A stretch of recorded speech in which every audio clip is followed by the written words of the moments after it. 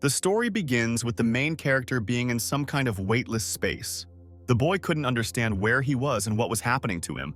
A gray-haired man with a long beard ran a brush over a large vessel, and the guy didn't know where to go. His gaze was full of despair and confusion. He grabbed his head with his hands and started screaming. Suddenly, the boy opened his eyes. He was in bed. There was a girl next to him who asked if he was okay. Tang Qian, holding his head with his hand, asked the girl what had happened to him. The girl asked if he remembered her, and she introduced herself as Fu Hongyi. She explained that he came to her shop to get a job today. Tan replied that he remembered seeing some hooligans near her store. A picture appeared before his eyes of the guys beating him up. The boy remembered that he then lost consciousness.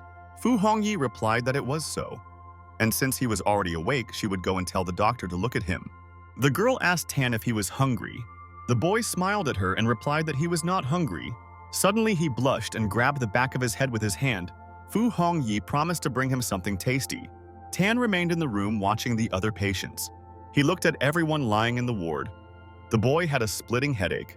A thin man has liver disease, giardia, and hepatitis. All these diseases can be cured. He needs a tablet of 100 grams of medical honey, also 100 grams of baiji and 100 grams of yellow honey. Mix everything and melt. This can be done on a regular stove and taken once a day. Tan didn't understand what it was and who said it. Was it just his imagination?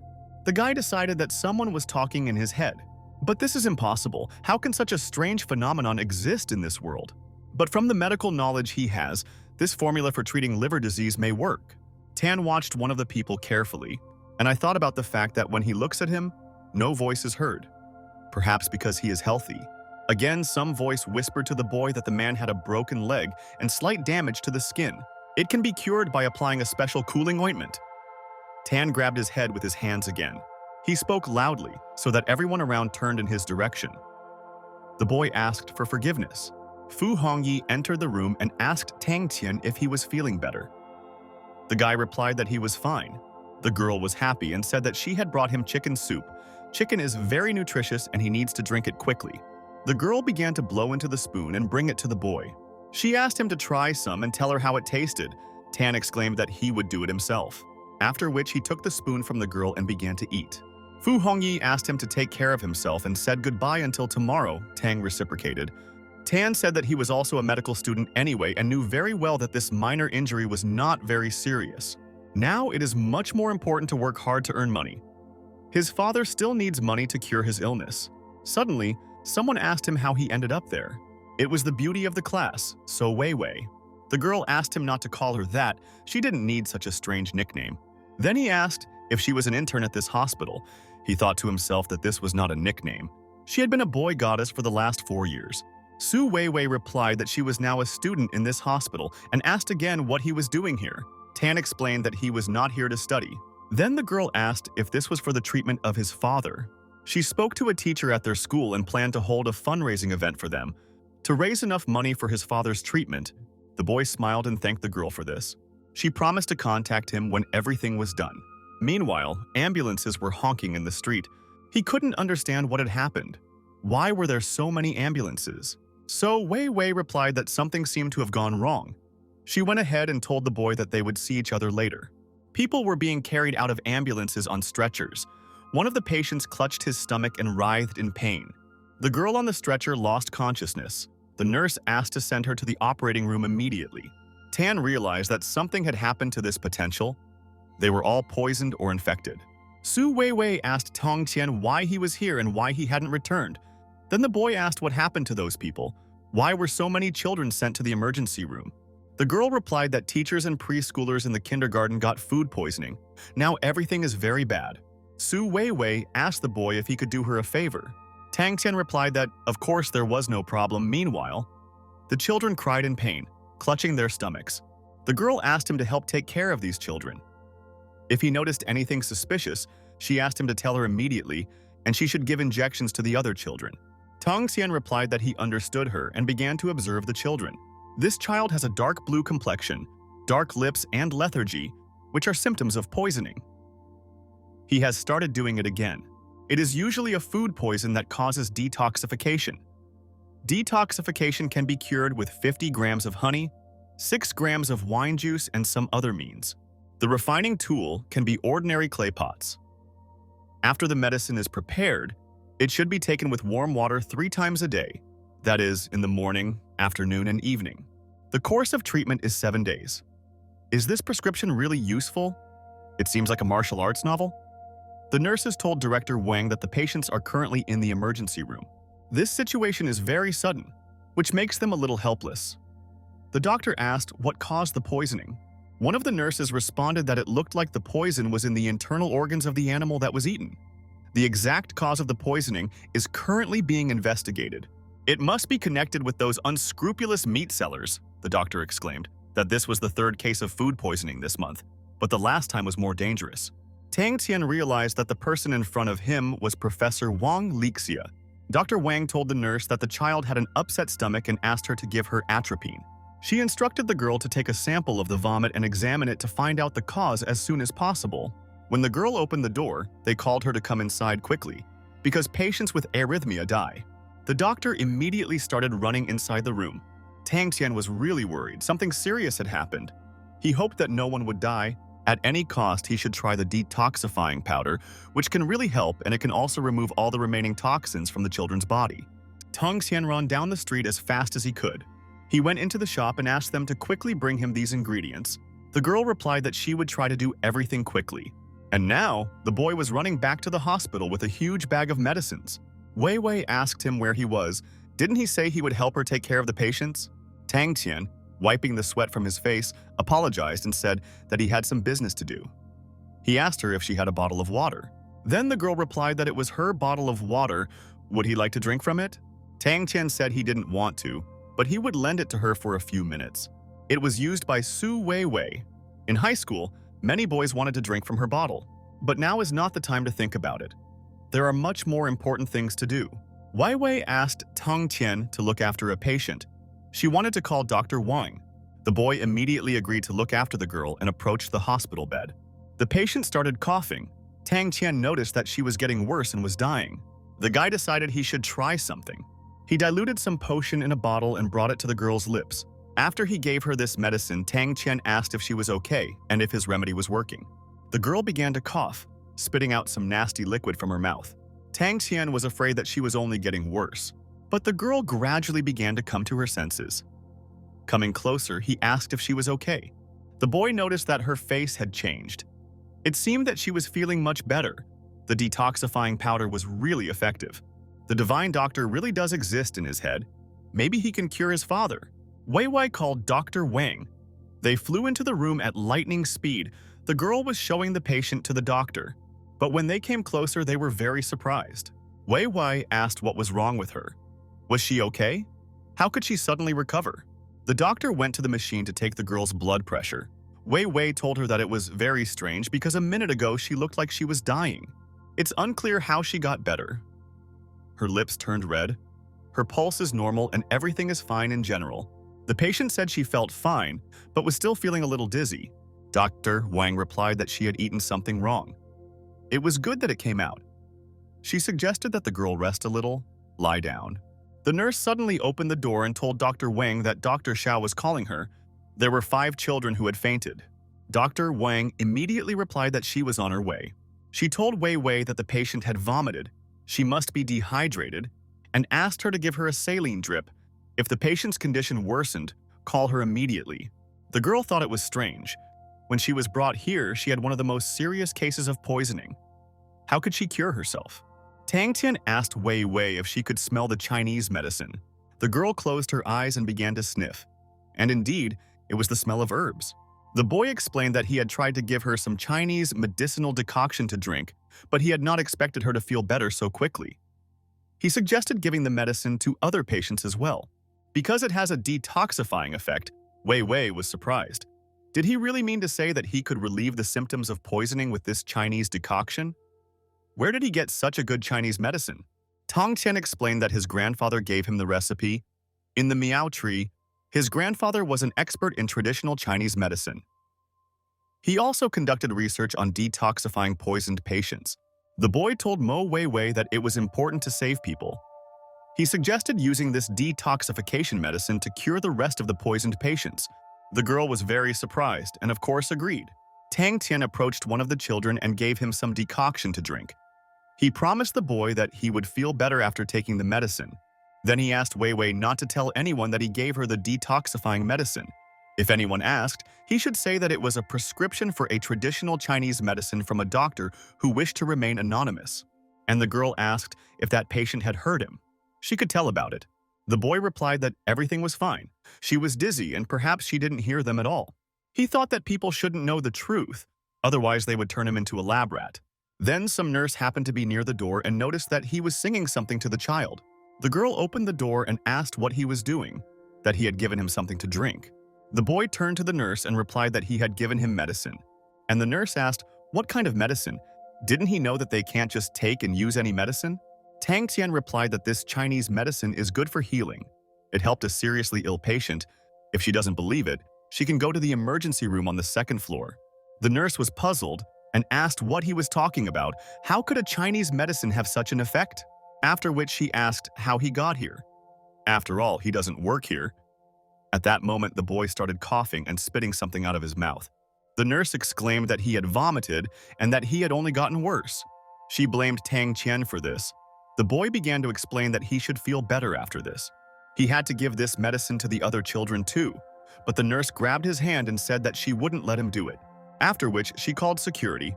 A man ran into the room and asked what had happened. The nurse asked security to take the guy out.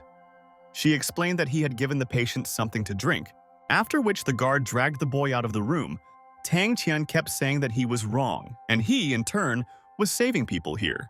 After this medicine, all the children will be fine. He can ask his classmate Mo Wei Wei. She also uses this medicine to save people. The guard replied that he would leave here with him and let him not tell how a doctor should treat a patient. He thinks he is still a student, so he does not want to be rude to him. Then suddenly someone asked them to stop immediately. Dr. Wang appeared in front of them.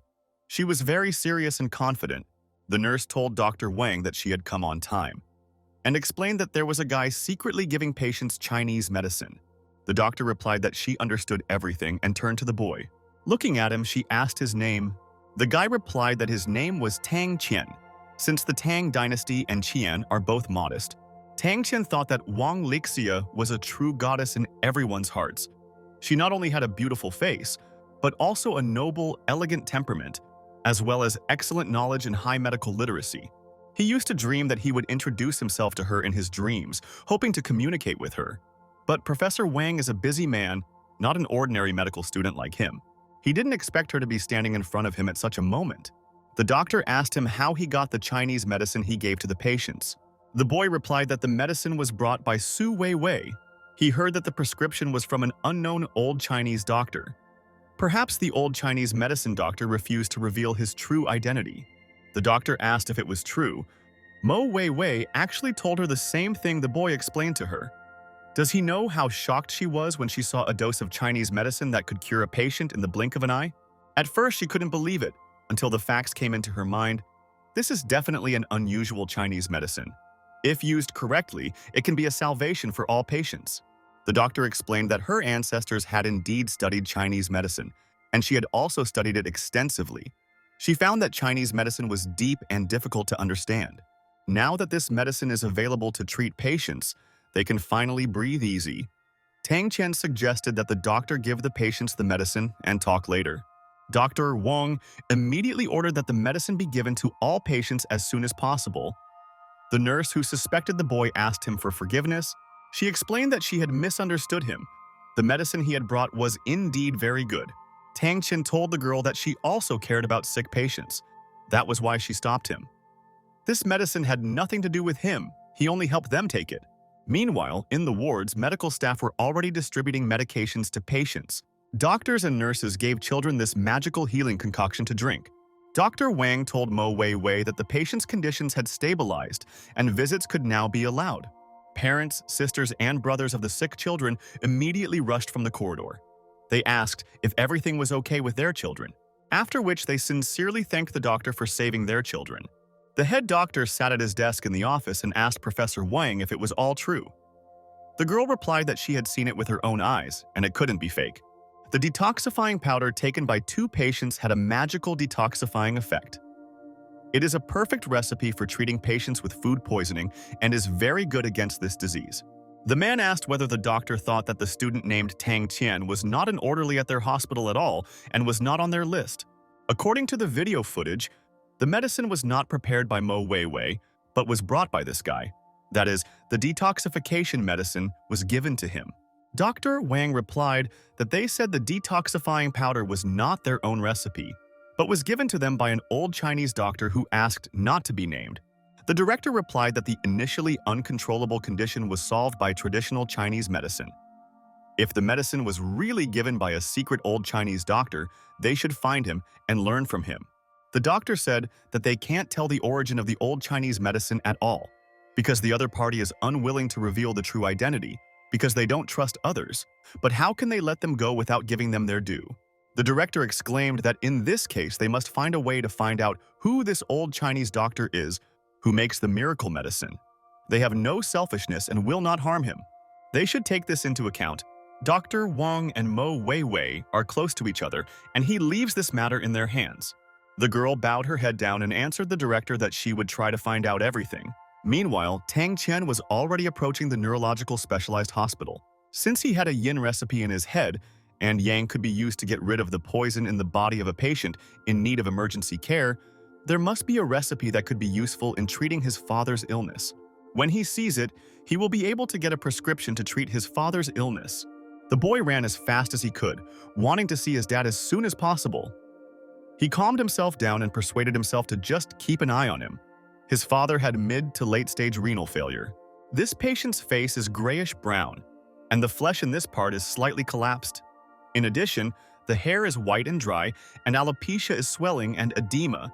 The disease has penetrated through the ointment, and ordinary medicine can only reach the standard level.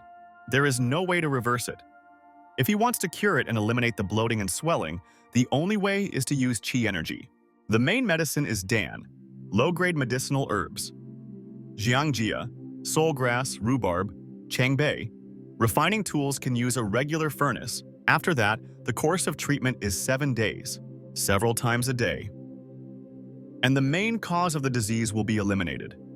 These medicinal herbs at first glance seem like something from a fantasy novel. This does not exist in real life. Where will he find them? If the medicinal materials are not found, the so-called primary means of qi cannot be improved. In ancient China, Chinese medicine called it bloating and swelling, so there was nothing wrong with it. And kidney failure had reached such a point that it became a disease. Conventional medications were useless and most of them were conservative to affect the condition. Although he doesn't know what herbs are in the formula, this recipe is correct, so there is still hope. Suddenly, a girl appeared in the doorway. She saw Tang Qian and was glad that he was here. The boy immediately recognized his sister and she asked him how he was doing at work. The boy replied that everything was fine and he had earned a lot of money in a month and also sold food to pay for his father's treatment. He could also find a part-time job to earn more. The girl replied that it was great, but she shouldn't get too tired. His brother was paralyzed, so he was the main support of their family. He can't get sick no matter what. Otherwise, he and his mother really don't know what they'll do. The girl took out the money and explained to her brother that the money was for him. The sister explained that this was money she had borrowed from her parents. She was giving it to him so that he could use it to pay for his treatment. Tang Qian exclaimed to his daughter-in-law, "No need, he has enough money to pay." But the girl replied that she was his daughter-in-law. He was her father, and they were all members of the same Tang family, so she asked to accept them. Tang Qian thought about how after Tang Liang's elder brother was paralyzed in a car accident, and her family said that he was useless now and abandoned him. But his sister-in-law stayed with him. Now his father's illness had worsened again. How much she had to go through to borrow this money, Tang Qian thought that his daughter-in-law was very kind to their family and he would repay her tenfold in the future and reward her. Meanwhile, a man was sitting in the office. He noticed that Tang Qian had come and asked how he was doing here. The boy asked Professor Huan what had happened. The man suggested that he sit down first and he would tell him everything. He began to show the boy the results of his father's medical examination, which they had just done. He must understand what is written in the report. His father's condition is very bad. Tang Qian began to look at the report. He asked Master Huang if there shouldn't be a way to help him. He always believed that their hospital could cure his father's illness. The master replied that they were doing their best, but there was nothing they could do about it. He was also studying medicine, so he should know the state of his father's illness and how long he could live. It all depends on how his kidney failure progresses. And here in front of us rise various huge, bright multi-story buildings. Tang Qian walked into the room and walked towards the girl. He greeted Miss Fu, explaining that he had come. The girl was happy and asked if he was okay. Why did he leave the hospital without saying a word? The boy thanked her and told the girl that he was fine. He wanted to ask her if she wanted him to work there. Miss Fu replied that she wanted to. After all, he was such a good man and his salary was already waiting for him. After which the girl handed him an envelope. Tang Qian was very surprised. The girl explained that there were 3,500. That was his salary for the first month, and for 1,500 he could buy himself medicine. After all, he had been injured, so he needed to get better. Tang Qian replied that everything was fine and it was a minor injury. How could she give him a salary if he hadn't started working yet? The girl asked him not to be so kind. She knew that his father was ill and asked him to just take the money. The boy immediately thanked the girl. Miss Fu said that she would work with peace of mind. He would help her pack and put away things in the store and sometimes order some goods. Their shop usually opens at 9 and closes at 5-6. If he has any problems, he can leave early. She will let him go without asking any questions. The boy replied that, of course, no problem. And suddenly his gaze fell on some incense burner that was standing on the girl's table. She explained that it was an ancient alchemical furnace that he had stumbled upon yesterday. Tang Qian walked up to the ancient alchemy furnace, his gaze very excited and surprised. Since this was an alchemy furnace, the old divine doctor that appeared in his mind should be related to this furnace. The boy asked Miss Fu how much she was selling this alchemical furnace for. The girl asked him if he liked the stove. Tang Qian replied that he was very fascinated by her. Could she sell her to him? Miss Fu said that since he liked her so much he could have her, she would give her away for nothing. But the boy said that it was a stove from the store. How could he get it for free? He asked to tell how much it cost. Even if he couldn't afford it now, he would pay later when he had enough money. The girl immediately agreed and said that he could pay when he sorted out his problems. It was okay if it wasn't that soon. Tang Qian replied that he would pay everything back soon. And so the boy wrapped this wonderful stove in paper. He went home thinking about the events that had happened to him the day before. No matter how he looks at it, it looks like an ordinary stove, but he feels some kind of weak aura. Tang Qian lay down on his bed and began to read a book. He wondered if it could be that all this was caused by a miracle. The boy closed his eyes and began to fall asleep, placing his book next to him on the sofa. Suddenly, the alchemical furnace began to sparkle. Tang Qian seemed to sense something. He opened his eyes. There were a lot of bright blazing flames around him. The boy couldn't understand what was happening. "Where is he? He couldn't get out of here," Tang Qian began to scream, begging for help. "He was very hot," Tang Qian kept shouting. He opened his eyes after feeling a bright hot flame around him. He jumped up and sat down on the edge of the bed. Tang Qian couldn't understand what it was. He thought he was going to die. Was it all a dream? This dream was very scary and realistic. Then someone suddenly knocked on the door. The boy walked up to the door and opened it to see a girl in front of him. It was Tao's sister. She appeared before the boy in a rather serious manner, after which Tang Qian wished her good morning. The girl replied that she didn't want to be rude to him, but his rent was too late.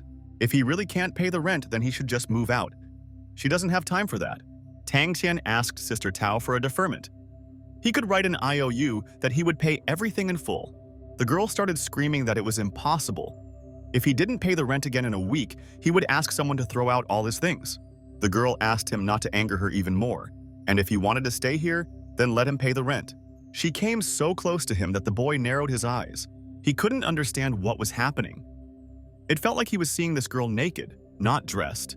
Tang Qian closed his eyes and thought, "This is all an illusion. This shouldn't be true."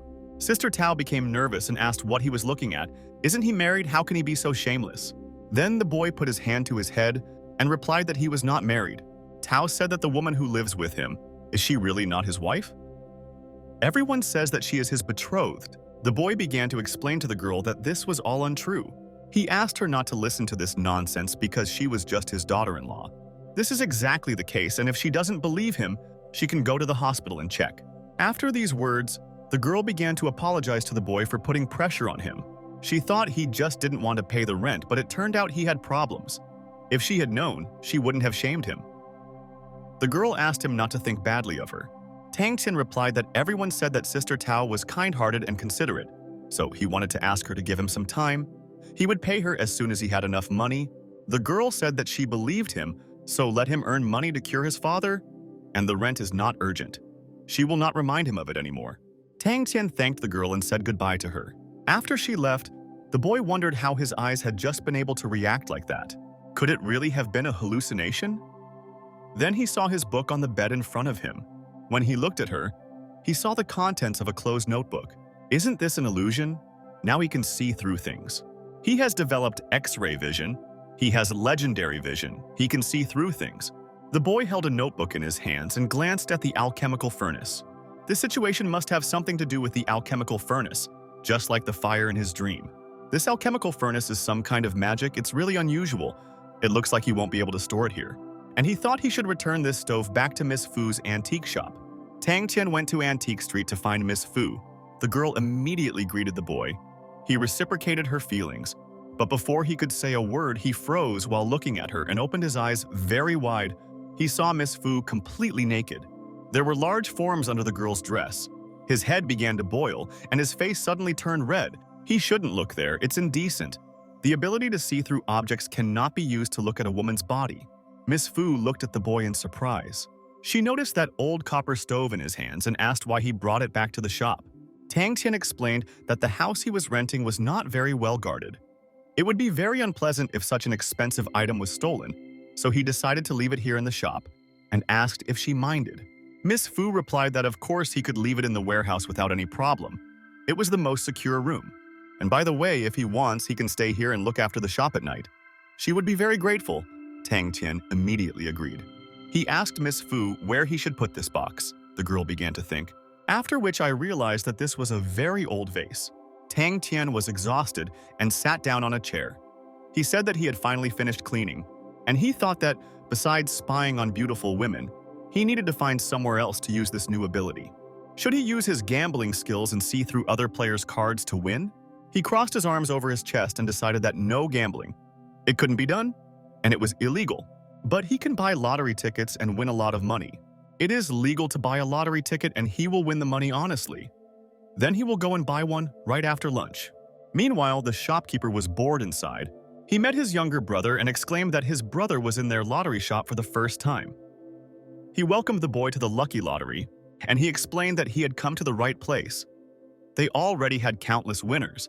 Last week, his old friend won the first prize of 500,000 yuan, and he asked his brother what kind of lottery he wanted to try.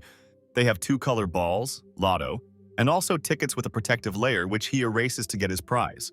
Tang Tian thought for a moment and then chose the latter. The man laughed and said that he recommended this option to him. Many people win in this video prank. Even his friends won 1,000 yuan. The boy took the ticket in his hands and began to concentrate. He made sure he could see the contents. Tang Tian put the ticket aside and told the seller that unfortunately it was not suitable for him. Tang Tian began to sort through the tickets one by one. When he had gone through a whole mountain of tickets, he realized that none of them suited him yet. A lot of papers were sorted through by his hands. The ticket seller watched the boy closely. Others only count the ticket number. Even if he buys them today, he needs to buy several at once. But the way he holds the ticket in his hands for so long, it looks like he can see what's written on it. Tang Tian held another ticket in his hand, and there was nothing on it, but there was something on the other one. A guy came into the room and noticed that this brother was a little confused. He asked if he was buying lottery tickets or just admiring them. Maybe he thought it was some kind of art. The salesman told Brother Bin that he didn't understand. There were different ways to play the lottery, just like his old method. They didn't have much time to look at each of these tickets carefully. Bin exclaimed that it was true. However, this was the first time he had seen someone so interested in the lottery. Tang Tian said that they could be sure that he would buy a ticket from them, and asked if he could look at a few more tickets. The seller grabbed his head, smiled, and replied that there were no problems and he could do it. Bin asked the big-headed man to give him a couple of pieces. He decided to do as this guy did. Maybe this method is more effective and he can win much more valuable prizes. The salesman asked Bin's brother what exactly he wanted to buy. The boy replied that he would play the Zodiac lottery. The big-headed salesman exclaimed that there was no problem and asked him to choose carefully. But Bin, sorting through the tickets, sighed and said that he would not choose any of these. Tang Chen focused on the guy's tickets. Was it really a big prize? Tang Chen asked him to make a deal with him and asked if he could sell him this lottery ticket. Just don't erase the protective layer because he wants to do it himself.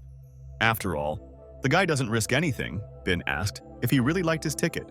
The seller said that maybe it was because Brother Bin's last ticket looked pretty neat and had collectible value, and that was why it caught the attention of this young man. Bin told Tang Chen that this ticket is not an antique. Why does he think so about this ticket? Maybe he is one of those antique dealers who evaluates tickets directly. The boy replied that it had nothing to do with antiques. He was just curious. But the guy couldn't understand why he was so suddenly interested in this ticket. He had been playing the lottery for a long time, but he had never met such an interesting person as him. How he chooses tickets is very unusual. Tang Chen thanked him for the compliment, asked if he would sell this ticket. Bin told the boy that if he really wanted it, he would give it to him. Since it was a zodiac lottery, he would have to pay for it, and he demanded 200 from the boy. He decided that this would be enough. The salesman said that Brother Bin's offer was indeed not bad. It would be much more economical to buy such a work of art for only 200 yuan. When he wins, he realizes the value of this lottery ticket. Tang Chen exclaimed that he was buying them, and so the deal was done. The boy took a whole bunch of tickets and asked the boss if he could buy these lottery tickets and erase them at home. The seller replied that of course he could take any. He wished the boy to win a big prize. He is already waiting for the boy to come and exchange them for the prizes he won. After Tang Chen bought the tickets, he headed to the exit of the building. The seller called the boy an idiot because he paid 10 times more for that lottery. If such people buy the lottery, sooner or later they will go broke. According to estimates, when buying lottery tickets, a person becomes obsessed with these winnings and eventually loses everything he has. Tang Chen held a bag of tickets in his hand and told Miss Fu that he had already returned. The girl looked at him with interest and asked what he had in his hands. The boy explained that these were all lottery tickets. Miss Fu was very surprised at how many lottery tickets he bought. She looked into the bag. Tang Chen explained that there were about 100 tickets in it. She then asked how much they cost. The boy answered who paid 2,000 for them. She was very surprised how he could pay $2,000 for them. It was almost his monthly salary. Why was he so reckless? Because buying lottery tickets is like a game. Out of 10 bets, 9 of them are losses. He is having a hard time earning money to pay his medical bills. He should not go down this path no matter what. The boy asked the girl not to worry. If he didn't win anything this time, he would never buy these lottery tickets again. The girl sighed heavily. She suggested that the boy look at what was in them. She wanted to help the boy sort out the tickets, and so he poured out a whole bag of papers onto the table. After they had sorted out the tickets, Tang Chen brought the pile of papers back to the shop. The salesman and Brother Bin's mouths dropped open. There were 98 tickets in all, and 79 of them were winning tickets. How did he do it? Tang Chen held one of those many tickets in his hands. He raised it as high as he could for everyone to see. The shopkeeper was very surprised. The boy got 3 mice. He grabbed the ticket and exclaimed that this couldn't be. Brother Bin looked at this boy, amazed at his choice and such a huge win. And here in front of us rises the hospital building. In one of the rooms lay Tang Qian's father. Next to him was his sister. Tang Qian rushed into the room and told his father and daughter-in-law that he had good news for them. He explained that he had made a lot of money today. Sister replied that he had just found a job. Tang Qian said that it was not that kind of job, but he thought it would be a bad idea to say that he got the money by winning the lottery. Buying lottery tickets would certainly sound like he was getting involved in some kind of gambling. Tang Qian explained that he had started a small business with his old classmates. They had luck, and he had managed to make 30,000 taels. The father immediately jumped up, leaning his hands on the hospital bed, surprised by such a huge sum. The girl started crying and telling her father that Tang Qian had earned so much money. He was able to earn so much at once. She still couldn't believe it. The father replied that earning money was important, but he shouldn't be too desperate. After all, the most important thing was his health, and no matter what, he shouldn't wear himself out. The Tang family only has him now. The boy replied that he knew about it. Tang Chen told his daughter-in-law that she had lost a lot of weight recently, and there were dark circles under her eyes. She must be very tired. He asked her to go home and rest, and he would stay here and take care of his father. The girl replied that she was not tired at all. Besides, he had to go to work tomorrow. How could he stay here to take care of his father? The boy took the girl by the shoulders and looked into her eyes. He said that if she was tired, she should definitely rest. He would ask that her father be looked after temporarily. From today onwards, she must have a good rest. The daughter-in-law immediately agreed and stopped arguing with him. Tang Chen walked up to the director and sat down in the chair opposite him. He asked Mr. Huang if his father's blood pressure and pulse had stabilized. The man thought for a moment and replied that he had thought about it for a long time and decided that it would be better to talk to him about it. Tang Tian asked if his father's illness was progressing again. Mr. Huang replied that no, and he had good news for him. He also knows that the main way to cure his father is to perform a kidney transplant. However, finding a suitable donor is not so easy. Many people wait for several years. The good news is that a suitable donor for his father has already been found, but his father is not the only one on the waiting list. But if he wants to take this transplant, he needs to apply. First of all, he must know that all surgical expenses cost a lot of money. He must guarantee payment for at least the basic medical expenses. Tang Xian replied that he had to apply for this operation. The doctor asked if he would find a way to earn money. The boy asked to give him some time, and he would definitely collect all the necessary amount. He asked Dr. Huan to help him use this opportunity. The man asked the boy not to worry, as he would help him with all of this. The doctor told the boy to raise money, then he would apply for this kidney. He would help him get it, but time is limited, so he needs to hurry. Tang Xian thought that he had gotten 30,000 today by buying lottery tickets, so it wouldn't be hard for him to get another 500,000. As he approached home, the boy thought that his daughter-in-law had gone to sleep at her home. Today he can spend the night here and hopes that the neighbors will stop spreading rumors about them. Tang Tian closed his eyes as he stood in front of the alchemy furnace, after which he returned to his bed and quickly fell asleep. He had a dream in which an alchemical furnace emitted some kind of aroma. A thin blue haze of scent enveloped the boy, after which he again found himself in a bright, hot flame of fire. Could it be that it was starting again? It was as if he had entered another dimension. Tang Tian was extremely hot, with beads of sweat running down his face. The boy screamed again, as the heat was simply unbearable. Tang Tian didn't expect that he would have to experience this dream again. The boy suddenly woke up in a hot sweat. He tried to understand what had happened. Could it really be the same dream again? He bowed his head down, washing himself with cold water, after which he went to the mirror and looked at himself. He looked into his eyes and noticed something. His pupil became different, not at all like a human one. Isn't this the fiery eye of Sun Wukong, the Monkey King? It was a symbol of a chemical furnace. Taishang Lao Jun pushed him into this alchemical furnace. He burned in the fire of the furnace for several nights in a row to get a pair of golden fiery eyes. Wonderful! The fiery eyes of the Monkey King can see through anything. They can also see ghost demons. It was worth the pain in his dreams. The boy clenched his fists, rejoicing at what had happened. Tang Tian told Miss Fu that he was going to see his father today and asked for permission to finish work early. The girl immediately agreed and said that even though it was her shop, he didn't have to be so polite to her. Now, she asked him to call her sister, Yihun. The boy asked to be called Xiao Qian in this case. Tang Qian thought that he didn't go out so early to go to the hospital, and in order to buy more lottery tickets, the boy entered the shop where he was immediately greeted by the ticket seller. After going through the lottery tickets one by one, Tang Qian found only one winning ticket. It doesn't look like there are any more standing here. He had to check the rest of the lottery ticket shops, and he quickly ran to the lottery street. There must always be big winnings there.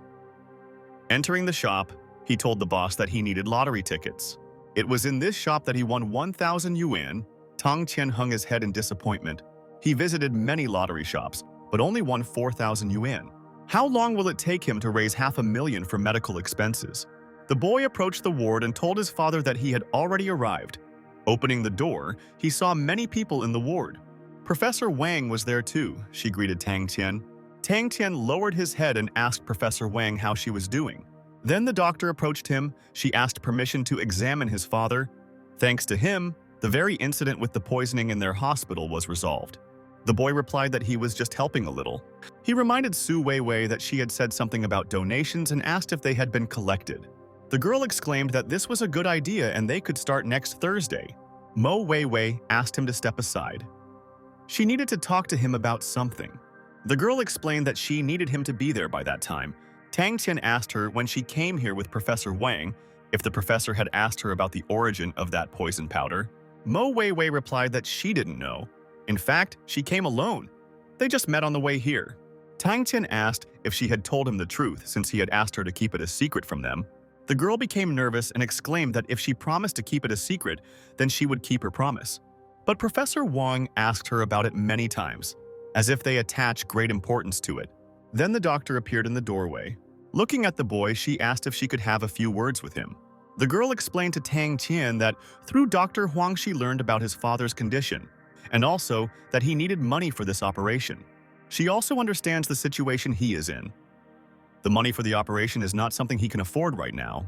Tang Tian replied that no matter what, he would do his best.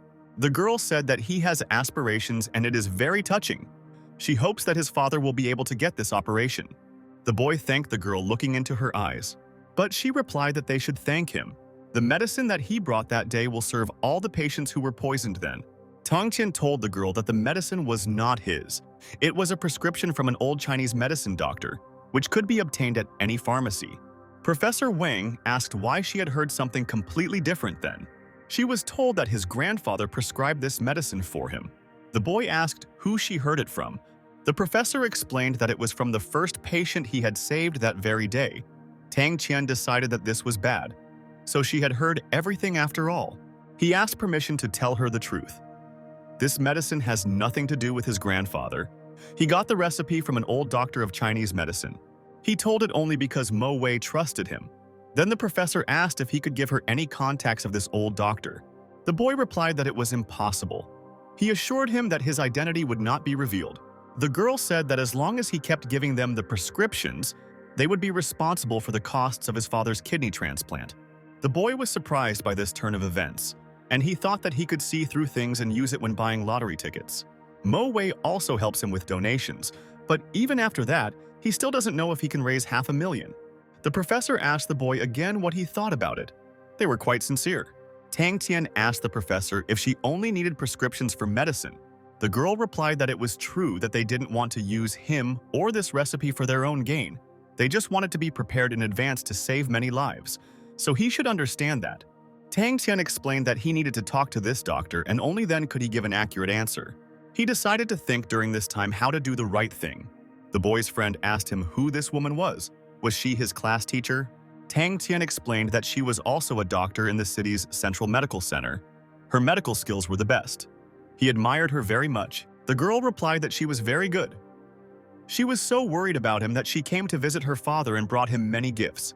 Tang Tian said that she was cute and thought that she probably came here just for the detox powder. He decided to see if he could raise $500,000 in the entire week. If it was possible, he didn't want to help them with the recipes, and if he started now, who knows how much trouble he would get into later. Tang Tian lay down on his bed and thought that there would be flames in his dream again. And then he closed his eyes, and everything turned out to be just as he thought. The next day came, Tang Tian opened the door and told Sister Yi Hong that he had arrived. Meanwhile, the boys were figuring out that they couldn't just leave it like that. How was Miss going to pay? The girl asked them to leave. One of the guys noticed Tang Tian, after which he grabbed him by the lapels and a fight ensued. The boy thought that these were the same bastards who used to come to the store and cause trouble. Tang Tian covered the girl with his body and asked what they were doing here. One of the guys called him a boy. He thought that Tang Tian had died that day and asked how he was feeling now. The second boy told Brother Lei that maybe the boy pretended to be dead that day to avoid a fight with them and then ran home. The girl screamed that she would call the police. The police were still looking for him. If he caused her any more trouble, they would all be arrested immediately. After these words, the boys burst out laughing. Their laughter could be heard throughout the street. The boys couldn't hold back and laughed so hard that they bent over and held their stomachs. Lei told the girl that if she calls the police, he will too. Let them look at his nose. It has a serious fracture. They don't know who hit her or him. Tang Tian exclaimed that it was self-defense. He shouldn't cause any trouble here because of that, and he did attack first. The boy exclaimed that in any case, this boy hit him. He can't just leave it like that. Tang Tian asked what he wanted then.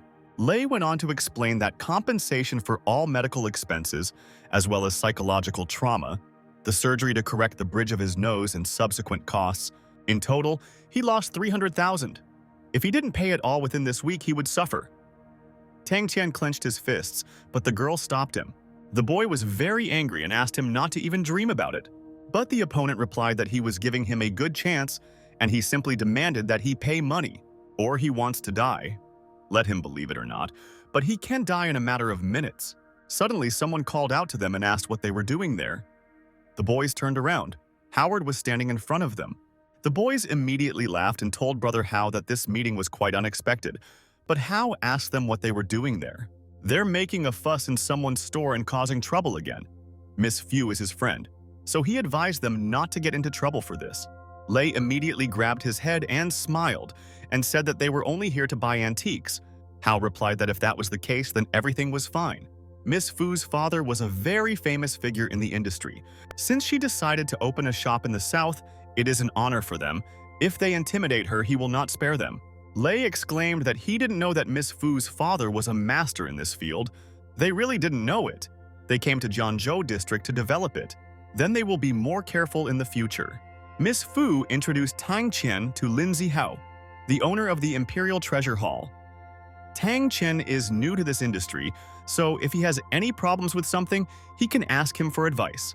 Tang Qian shook the boy's hand and asked him to take care of him in the future. Miss Fu introduced Tang Qian to him. She explained that she had just hired him. Lin Zihao replied that he would not dare to teach him anything, as it was better to learn from each other.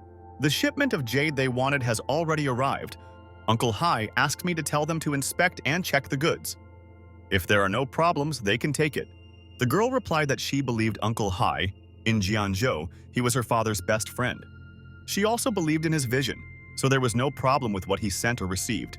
Miss Fu asked Tong Qian to go with Mr. Lin to Yu Baotong and pick up those jade artifacts.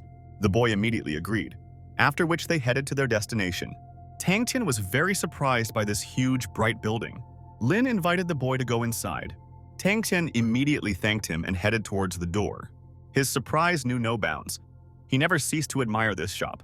He exclaimed that everything here was so big and there were so many antiques. Lin introduced Uncle Hai to the boy.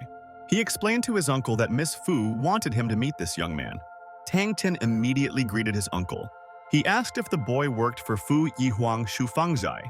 Tang Qian replied that yes, but he had only recently started working for her and had never done anything like this before. Uncle said that it doesn't matter. There are many promising newcomers now. No one knows everything from birth. If he is young, the future is limitless. The boy immediately thanked his uncle and smiled at him. They continued to sit at the table, maintaining a conversation. Tang Qian thought that people who deal with antiques are more serious and unoriginal. Although after talking, he realized that they were kind to others. Fu Yihong, Lin Zihao, and Uncle Hai all treated him so well. The boy looked at his uncle and noticed that his complexion was yellowish. His eyes were dark, his skin was dry, and blue veins were visible around his nose. It was obvious that he was ill. Looking at his complexion, he thought that he had liver disease. As it turns out, Uncle Hai is sick. No wonder why he looks so bad. Although the illness is not that serious, if left unattended, it can lead to bad consequences. If you want to get rid of this disease, you just need to use Hugan pill. It is a common elixir. You need to mix all the ingredients and use it as medicine. To make this pill, you can use regular medical vessels. After refining, you need to undergo a course of treatment, which includes diet and abstinence from alcohol. Only then can he recover without relapse. Tang Qian thought that this was a medicine for liver disease. He should remember that it would be very useful in the future. Tang Qian asked Uncle Hai how he was feeling, whether he was in any pain. Uncle replied that recently he had started to be bothered by an old stomach disease. It caused a lot of problems, but it didn't bother him. Sometimes it hurt, but then the pain went away anyway. The boy was surprised if this was an old stomach disease. Shouldn't it be a liver disease? How could it be a stomach disease? The stomach and liver are located in the upper abdomen and are next to each other. That is why many people have pain in the upper abdomen. Usually, everyone thinks that it is a stomach disease. Without the right medicine, the disease will not be cured, and the liver condition will only worsen. The uncle explained that he had this disease since his youth. He had been living with it for 30 or 40 years, and over all these years he had become accustomed to it. The man asked if the boy knew any medicine. Tang Qian replied that he could only say a little. He was a medical student, but left before receiving his degree. Uncle asked why he didn't come back. Studying medicine is very promising. Tang Qian replied that some family circumstances arose, so he could do nothing but quit his studies. He suggested Uncle Hai to have his liver examined to see if there were any problems. Of course, it would be better if there were none, but if he found something, who could cure it in time? The uncle was surprised that the boy could make a diagnosis with just one look, how he saw that he had liver disease. Tang Qian asked his uncle about alcohol. He must be a drinker. The uncle laughed and replied that when he was young he liked to drink and drank a lot. It was normal for him to drink several liters with a meal. Tang Qian said that alcohol is harmful to the liver. If you drink too much, it will definitely have a negative effect on it. If his skin was yellowish, it would be related to the liver. It needs to be checked. The uncle replied that after hearing his proposal, he thought he really needed to take the time to go to the hospital. It was just a medical checkup to see if he was sick or not. If not, then he will definitely be sure of it. Hao noticed that this boy had very good eyesight and instinct. He even knew how to accurately identify the problem, which was not easy. Uncle asked Hao to go and get the jade artifacts that Fu Yihong wanted for Tang Qian to take away. The boy immediately obeyed his Uncle Kai and brought all the necessary items. The uncle explained that these jade artifacts were brought from Pingzhou to help Yihong. Most of them are green jade, but there are also Haitian and Lantian jades. Nephrites are the most beautiful despite the fact that they are simply stones that have lain underground for tens of thousands of years. This is how nephrites are formed, but depending on the conditions, they are different. Not only the color, but also the texture and shape of the stone itself can be different. Then some guy came in and said that there was jade here. He explained that he had already tried to clean one. He was betting that they were all good. Tang Qian was immediately inspired and asked if it was true. The guy offered him to look and put the stone on the table. Tang Qian walked closer to him and began to examine him. He wondered if it was jade in the stone. Isn't it similar to the texture of ice jade? The guy replied that there was a small impurity inside, although it did not reach the level of ice seeds. It was also not bad. It's a kind of ice-sticky stone. Besides, the color is also good. He hasn't worked with such a good piece of jadeite for a long time. He didn't expect to come across it today. Hao said that he had not seen such a beautiful stone for a long time. He had already lost hope that this batch of stones would be returned. He did not expect that in the end, he would make it so beautiful. It was worth it. The guy replied that they didn't go to Pingzhou for stones this time. Although all the stones cost tens of thousands of yuan, this one was the best. He asked Uncle Hai to see how much it might cost, 70,000 or 80. Uncle exclaimed that it was quite good. The exact price is difficult to determine. After all, jade is different from other stones. It does not have a precise price.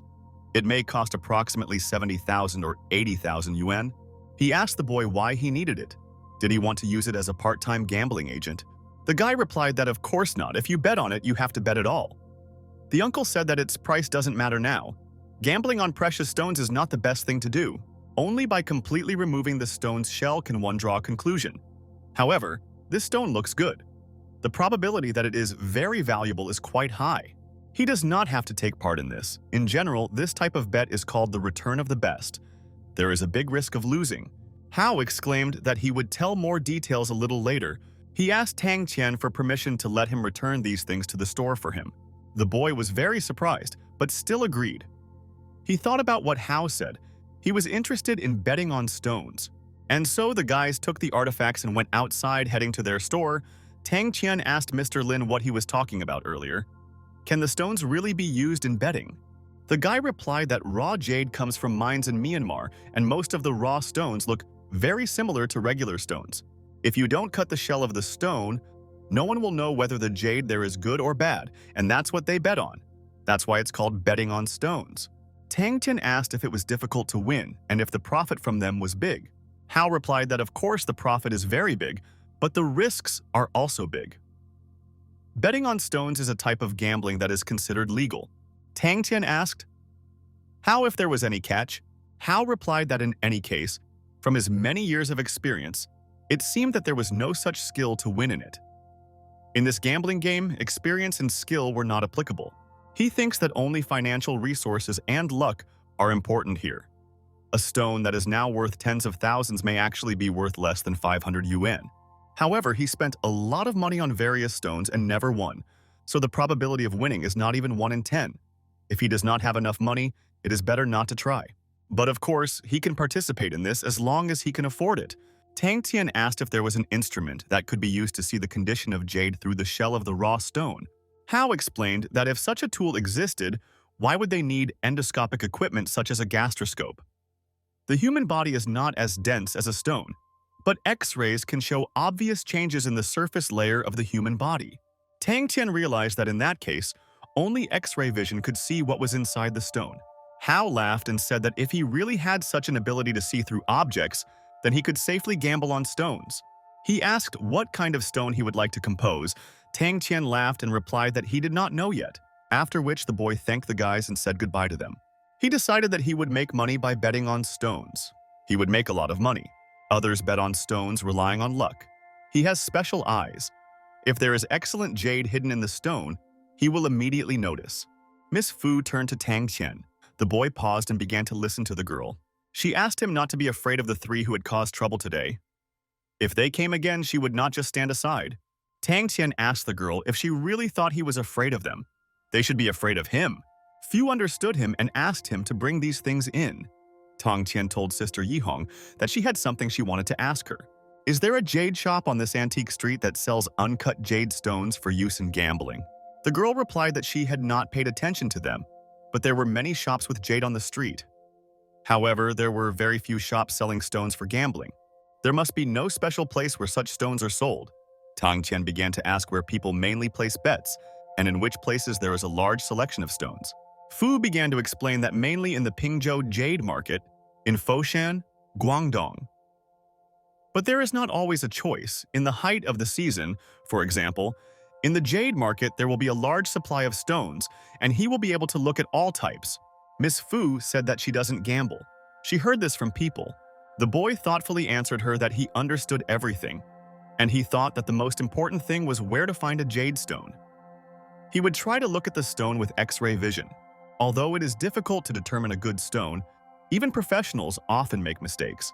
But with his eyes it is possible. Everything is under control. Tang Tian approached a certain person and apologized to him. The man replied that if he was looking for raw jade, he could buy it in that direction. The boy glanced towards the market and the huge sign. Before he had time to open the door, he was immediately greeted by the guy who had recently been with Uncle Hai. The guy smiled and asked if he needed help. Tang Tian was very surprised. How did he end up here? Was it a coincidence? The guy also recognized Mr. Tang. Tang Tian exclaimed that it was a coincidence, and he didn't know that he worked in this store. The guy replied that he had been working in the Jade Square for several years. He asked if Mr. Tang had come to see the jade products. The boy explained that he just came to look around. It seemed that his store was doing well since there were so many customers even during the break. Then the shop clerk exclaimed that more and more people were gambling on jade stones, so business was booming. And he asked permission to show him around. He asked Tang Tian about these jade stones. The boy exclaimed that they were really good. The shopkeeper explained that these jade works were made by Master Fang. He is their master of jade carving. Many of his works are considered masterpieces and have won national prizes. Tang Tian exclaimed that it was great and asked if there were any other jade stones in his shop besides the finished jade works. Then the guy seemed not to understand him and asked what he meant. Tang Tian explained that he was talking about stones that were used in gambling. The boy realized that he meant unprocessed jade stones. Did he really want to take a chance and try his luck? Does he know how one guy bid on a very good jade stone? At auction, its price reached 100,000 yuan, and the purchase price of this stone was less than 500 yuan. Although he won that time, he lost more money than he won. And in the end, he made nothing. If he has not bet before, it is better not to take risks. He can lose all the money he has. Betting on stones is like taking drugs. In both cases, people lose a lot of money. But if he has a lot of it, he cannot worry if he loses, but he would not recommend him to play such a game. Tang Tian replied that he knew. He was just curious, so he wanted to see different types of jade stones. Then the guy said that they had such stones. If he really wanted it, he wouldn't stop him, but if he won, he would be glad that he sold him the stone. And so he led him into the room. The guy explained that here were the stones he was looking for. A room opened up in front of him, in which there were many stones. The guy explained to him that they were sold by weight. The highest quality stone cost 400 or 500 yuan per kilogram, the average quality 300 or 200 per kilogram, and the worst 100 yuan per kilogram. The ones on the shelves are considered semi-game stones. Beginners like him usually start with them. The risk is lower here, because the difference between losing and winning is not that big. Tang Tian told him that in that case he would take a look at them. The guy asked if he needed anything to just call him. He introduced himself as Jiang Lulin. He could call him Erxiong, and so Tang Qian came closer to the stones and took one of them in his hand. He decided to start with this particular stone, and the boy's gaze immediately changed. The stone seemed to shine in his hands. He realized that it looked like there really was jade in it. Although he doesn't know what quality it is, it's a good start. The boy decided to look at other stones. I wonder if there is any more jade here. But even his X-ray vision can only see a couple of centimeters deep. Erxiong suddenly appeared behind him. He asked if Tang Qian was still choosing stones. Has he already chosen at least one stone? Tang Qian felt that this stone would win. He told Erxiong that he had decided to take it when they first entered. Handing the stone to the guy, he asked how he liked the stone. Erxiong then asked if he had picked it out from a pile of ordinary stones. It was indeed true that most of them were bad. They are of low quality, so their price is also low, so he will not lose much money if he buys it. Tang Qian, sweating profusely, asked how much it cost. The guy showed how much on his fingers. Tang Qian looked at him and was very surprised and asked again, "Isn't it 4?" But Erxiong explained that it was 40 yuan. Tang Qian was even more surprised. Could it really be only 40 yuan? Erxiong confidently replied that it was. Brother Zihao and Uncle Hai were his friends, so he was selling these stones. But honestly, what's the point of buying a Niva-quality stone? He might end up wasting 40 yuan. Tang Qian replied that it didn't matter. Even if he lost, he wouldn't lose much money. The boy asked where he could carve the stone. Erxiong explained that there are several methods. The first is rubbing, and the second is cutting the stone, rubbing until the precious stone appears. And cutting the stone means dividing the stone into a couple of pieces. Since his stone is made of ordinary material, he can simply use the river of stone. The guy explained to Tang Qian that they had a stone cutter. He can cut his stone when they are finished. Here, one of the visitors recognized this young man as a master at erasing lottery cards. He asked him how he ended up there. He used to buy lottery tickets, and now he buys stones. It seems he really is an antique connoisseur. Tang Qian replied to the man that it was his first time here and that he had business to attend to. The man exclaimed that he was good at lottery tickets. He must be very lucky. If he uses his luck, does that mean he already knows he has won? Erxiong overheard the conversation. He asked how much money the guy made from the lottery. The boy laughed and replied that he was just lucky and won a little. But the man asked him not to be modest. He bought 10,000 tickets and asked if he had chosen the stone he would cut. The boy said that he would try his luck. Erxiong explained that when the others finished, he would help him cut the stone. One of the participants said that he bought it for 50,000 yuan, only to find out that it was junk. He was disappointed in what he did. He kept screaming that if he had known this earlier, he would not have bought it. Although the stone looks beautiful, it is strange that the result is like this. It has a lot of impurities, so it is almost worthless. It is really difficult to guess whether there is something valuable in the stone. Erxiong told Tang Qian that he cut the stone and it showed that the quality of the jade was very low. Therefore, there was nothing valuable in it. Ultimately, a stone can only be bet on if the quality is good and the value is high. Tang Qian asked if there was any standard for stones. Erxiong replied that besides, the color of jade mainly depends on the soil in which the stone was and is divided into good and low quality, glass, snow, wax, grain color. Bets on snow-white seed-colored jade mostly win.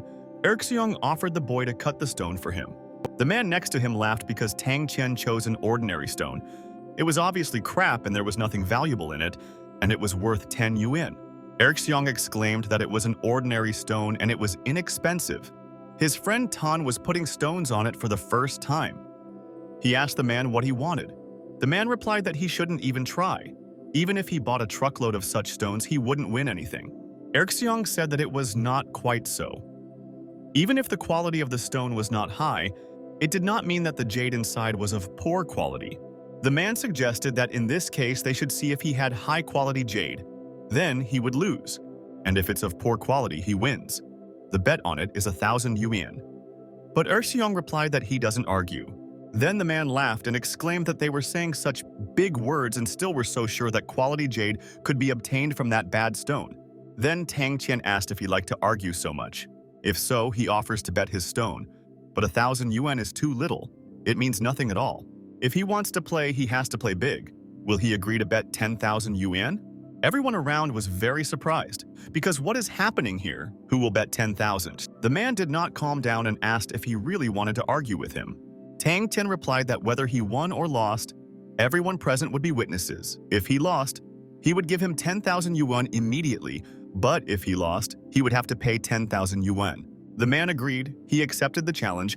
All the experts are here, and they will monitor the process. No regrets after losing, otherwise they would not be here. Here? Ersyun grabbed the boy's hand, trying to dissuade him. He asked him to calm down. Why get into an argument with someone like Zhou Xiaobin? He is well known on the antique street. It is better not to mess with him. Tang Xian replied that if that person wanted to argue, he didn't mind. Ersyun said that he was actually right. The probability that this stone contained good jade was almost zero. Zhou Xiaobin was dangerous even though he seemed like a good man. He advised against accepting the challenge. Tang Tian thanked Ersyun for worrying about him, but why is he sure there is no jade there? The chance of winning or losing is 50%. Zhou Xiaobin asked if they had finished chatting and asked him not to regret his decision later. The man was told that many people here were betting for the first time, and how could he force him to bet? People around said that he provoked him. Knowing that he has a bad stone and that the chance of winning is very small, he just wants to make a lot of money on it. Zhou Xiaobin began to explain that it was he who forced him to accept the bet, and he was also quite decisive in making such a statement. At this point, a guy asked Zhou Xiaobin who he was picking on. He heard that the man was picking on Tang Tian. He was new here, so he shouldn't pick on him. But the man replied that it was impossible for him to bully the new guy, and nothing like that happened. Since he was his friend, he would be polite to him. Then the guy asked what was going on. Zhou Xiaobin said that he was joking when he said he wanted to bet Tang Tian that the stone would not be of good quality jade, but he thought the guy took him seriously and said they would bet 10,000 yuan. Everyone present convinced him that he needed to stop and forget about it. After all, he would regret it when he lost, and he would win in the end. Tang Tian gritted his teeth, a little angry. He exclaimed that he would be the only one to regret this. Zhou Xiaobin said that he didn't care about him and his low-grade stone. If he wanted to argue with him, then he should speak frankly. Brother Lin asked the boy what he would do. The stone he bought was worthless. He advised him not to argue with that man. Tang Tian thanked him and said that he had already thought about it and was willing to bet 10,000 yuan that if there was no good quality jade inside the stone, he would never touch such stones again. After which he turned to Ersyun and asked him to cut the stone for him. Ersyun then asked Brother Lin what he should do. The boy replied that if he really wanted to, let him cut it. Ersyun understood him and began to cut the stone. Tang Tian asked him to cut in this direction, 1 centimeter deep, and not to cut too much. Zhou Xiaobin crossed his arms and began to laugh. People around him said that it was impossible for him to have jade in him.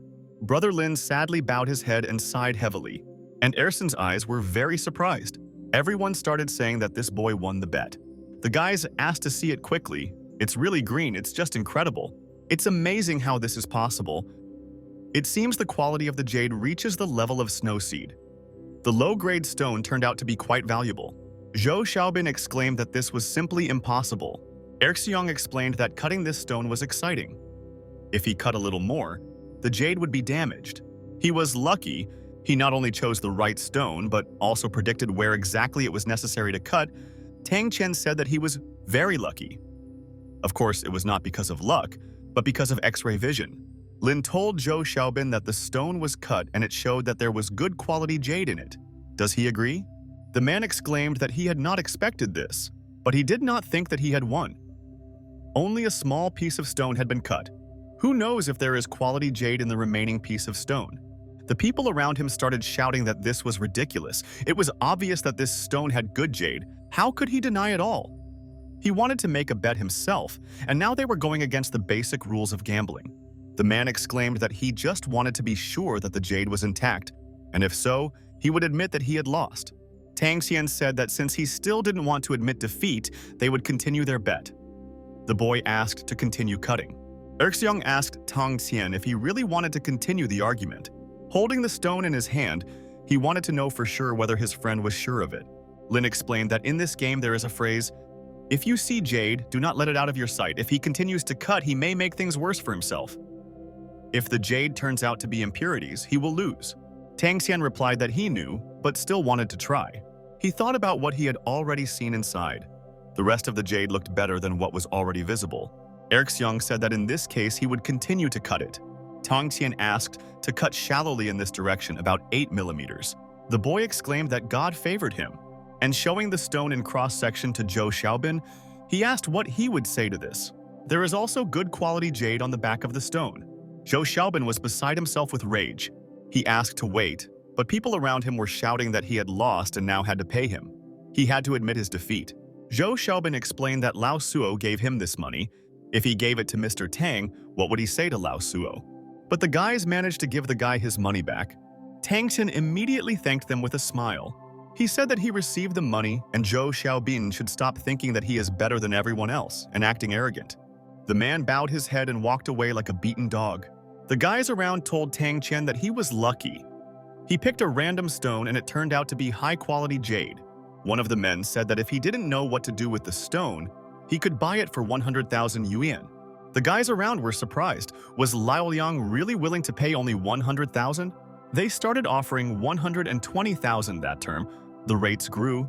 Someone wanted to offer 180,000, someone 200,000. Tang Qian asked if he cut the stone completely and took out the jade. How much would it be worth? Lin replied that it depended on how the jade looked. If everything was fine, the price would be at least 300 yuan. Tang Qian shouted to continue cutting the stone, and here in the cut was green Huanyang jade. Tang Qian himself was very surprised by this outcome. Lin held the stone up and asked if they could see. This jade is slightly transparent and you can see the bright yellow-green color. It looks like a tree leaf that blooms in early spring. Although it is not comparable to such a type of jade as the Green Emperor, it is also quite rare and very expensive. Brother Lin asked him to hold it tightly because it was very valuable. The boy thought that this feeling of warmth was indescribable. First, he would find a professional who would evaluate his jade, and then the price of his father's operation would no longer be a problem. With these 300,000, and counting the tens of thousands of yuan he earned by playing the lottery, there was less than 200,000 yuan left to pay for the operation. By buying more lottery tickets and betting on better stones, he will be able to raise the missing money in 1 week. Meanwhile, Sister Yihun appeared in the room. The boy asked why she was so early today. The girl noticed that he was full of energy and asked what he was so excited about. Tang Qian smiled sheepishly and replied that it was nothing special. He thought that if he had the money, he should invite Sister Yihong and Sister Xiong Lulin, but he would put it off for a while. Thanks to Sister Yihun, he would be able to bet on jade stones because it was she who told him about the jade shop. Otherwise, he would not have found such a wonderful use for his X-ray vision. Brother Lin and the others approached the boy and asked if Tang Qian had sold his jade. The boy replied that he had not yet decided on the price, so he was looking for a professional to help him. Brother Lin said that he would not have to look for someone to appraise the stone, and he introduced Teacher Fan, an expert in jade. He explained that Teacher Fan was an expert in carving jade stones. Many of his works had won awards and were also very famous. Tang Qian told the teacher that Erxiong had mentioned him, and it was a great honor for him to meet him. Mr. Fan said that he heard that he had won a valuable jade, so he came here to appraise it. Could he show him the stone? The boy exclaimed that of course he would show it. Miss Fu told Mr. Lin that he said that Tang Qian had won a valuable jade. She asked if it was true. Lin replied that it was true. He bought a stone for 40 yuan yesterday, and after cutting it, he found a rare type of jade. It was simply unbelievable. Fu exclaimed that he had been very lucky lately. She told Tang Qian that he had bought lottery tickets and bet on a stone and won both times. Tang Qian replied that he had been very lucky. He went to Erksun's jade shop and bought a stone there. He didn't think he would win. Looking at the stone, they were both very surprised by its beauty and shine. Tang Qian asked Mr. Fan what he thought about this. Mr. Fan exclaimed that this jade was definitely very good. Jade with such a texture is very rare and very difficult to find. If he decided to sell it, he would buy it for 300,000 yuan. He asked Tang Qian what the guy would do in this case. Tang Qian thought for a moment and asked for some time to think about it. On the one hand, 300,000 yuan is not a small amount. Mr. Fan said that there was similar jade in the store, but of inferior quality. Such jade could be used to make expensive jewelry. Unfortunately, Erxiong made a mistake. He was drunk and cut the stone carelessly, scratching the jade itself. Erxiong blushed, grabbed his head and laughed. Tang Tian said that this was precisely why the master was in a hurry to buy it from him. After thinking a little more, the boy confidently answered that he was ready to sell him the jade. Mr. Fan exclaimed that this was simply excellent. The boy thought that by selling it to Xiang Lulin, he would not only make money, but also make friends. All he needed was to make more friends and connections. And so they headed for the door. Tong Qian began to see the guests out. Miss Fu exclaimed to the boy that he was simply incredible. That stone that cost him 40 yuan was now worth 300,000 yuan, almost 10 times more. She heard that there was a man who bet on stones and became rich in one day, and it seemed that these were not empty rumors.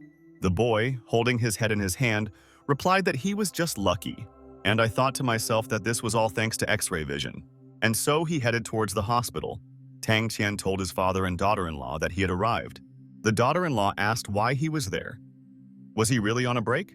Tang Qian replied that he had asked for a vacation, and that they still had something to celebrate. The father immediately asked if anything had happened and what they needed to celebrate. Then the boy opened the notebook and asked them to look. Recently, he was able to sell successfully and earned 300,000 yuan. The girl exclaimed in amazement, surprised by such a sum. The father began to wipe the beads of sweat from his face and said that his son had become so successful, he was so happy that he didn't know what to say. Tang Qian asked his father to rest here in the hospital, and he would make sure that the doctors gave him the best and most effective treatment. And here in front of us was the director's office, in which sat a man with a sad look. Then he heard Tang Qian's voice. He said that the boy had come just in time. Looking at him, he explained that he just had something to tell him. He said that there was a problem with the donor kidney. Tang Qian asked what had happened. Had the kidney donor refused? Dr. Huang replied that this was not the case. Due to the large number of requests, the operation time had changed slightly. Also, last time he said that it would take a week to raise the required amount, but the problem is that he has to pay within 3 days. Will he be able to collect the entire amount? Tang Tian exclaimed that he would make it in time and asked to sign up for the operation, even if there was only 1 day left. Dr. Huang explained that a full 500,000 yuan was needed. Tang Tian showed the doctor that he had earned 400,000 yuan in 1 day, so he could easily earn 500,000 in 3 days. The doctor was very surprised and asked how he could earn so much. The boy explained that he had just recently been working on a project with his classmates. Perhaps he was lucky, so he was able to earn 400,000 yuan. Dr. Wan replied that he was glad to hear it. However, the sooner he collected this amount, the better.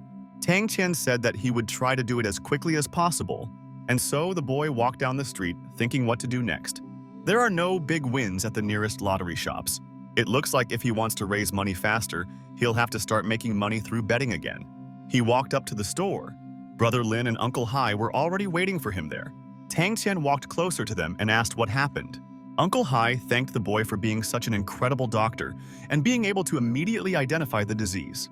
Tang Qian bashfully replied to his uncle that he was exaggerating, but the uncle said that following his advice, he went to the hospital for an examination. And he was absolutely right. He had kidney failure. He had been to many doctors, but none of them mentioned kidney failure. They thought he had stomach problems. Lin told the boy that they had learned that Uncle Hai had early-stage liver cirrhosis. Would he be able to cure Uncle Hai with Chinese medicine? The uncle exclaimed that he hoped that he could cure him. He was ready to pay for the treatment. Tang Tian replied that it was not that. He just didn't know if he could cure him. The boy thought about it and asked Uncle Kai to bring a copy of his medical record. He wanted to study it carefully.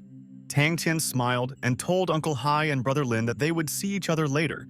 The boy headed towards the exit, with a slight smile on his lips. Miss Fu said it was amazing that such a talented guy was working in her antique shop. She asked why he had dropped out of medical school. Tang Tian explained that while he was doing an internship during his studies, his father became very ill. He dropped out of university for a while and decided to earn enough money to treat his father. He can continue his education at any time, but his father only has one life. Fu replied that there are so few people like him in the world. If he has any problems, he can contact her. She will be happy to help. Tang Qian asked if he could leave after dinner. Fu replied that no problem. After all, it was her store. Tang Qian immediately thanked the girl. He thought to himself that he couldn't do this. In this place where he is now, there is not a single good stone. This stone is not as good as the last one. And besides, he doesn't see that deep. Maybe there are impurities there. Erxiong asked Brother Tong Qian if he wanted to bet again. The boy answered, closing his eyes, that he just came to watch. Erseong pointed to the crowd. He explained that so many people had come here, and it was all thanks to him. Tang Tian turned to look at him and asked how it was thanks to him.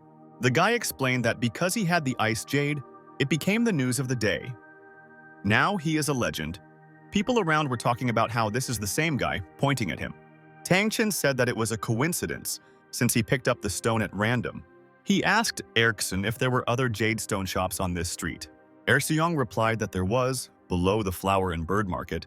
The boy offered to go with him if he wanted to go and see the other stones. He had some business there too. Tang Tian laughed and replied that of course they would go. The next day, the bird market on Jade Street spread out before us. Tang Tian walked forward with his friend. Here he suddenly became very surprised by something, and to himself he said the name Rong Bao Xuan. There was a girl standing in front of him who greeted him. The boy was very surprised to see such a beautiful worker. Erseong told the girl that he had come to pick up something for Teacher Fan. Miss Chen replied that it was already ready. He introduced the girl to his two friends, Lin Zihao and Tang Chen. The guy explained that they deal in antiques and jade. Miss Chen immediately greeted Mr. Tang and said, "Welcome to Rong Bao Xuan." The boy immediately shook the girl's hand and greeted her. Here during the handshake there was some flash. The girl is pale. She has a weak pulse and low body temperature, untimely menstruation. Although the symptoms are mild, if she is not diagnosed and treated, she may develop anemia and weakness in her body. The treatment requires blood tonic tablets. Tablets can be made by hand, from Chinese wolfberry for 2 cents, Chinese angelica for 1 cent. You can use a regular medical flask for mixing and cleaning. Once the medicine is ready, you can make many tablets from it. Following the course of treatment, the blood will be restored in a few days. The symptoms will also go away. This means that by looking at the patient's face and touching it, one can assess the patient's condition. When Tang Tian shook the girl's hand, the friends looked at them in surprise. Miss Chen blushed a little and said the boy's name. When he realized that he had held the girl's hand for too long, he immediately blushed, after which he let go of her hand and apologized.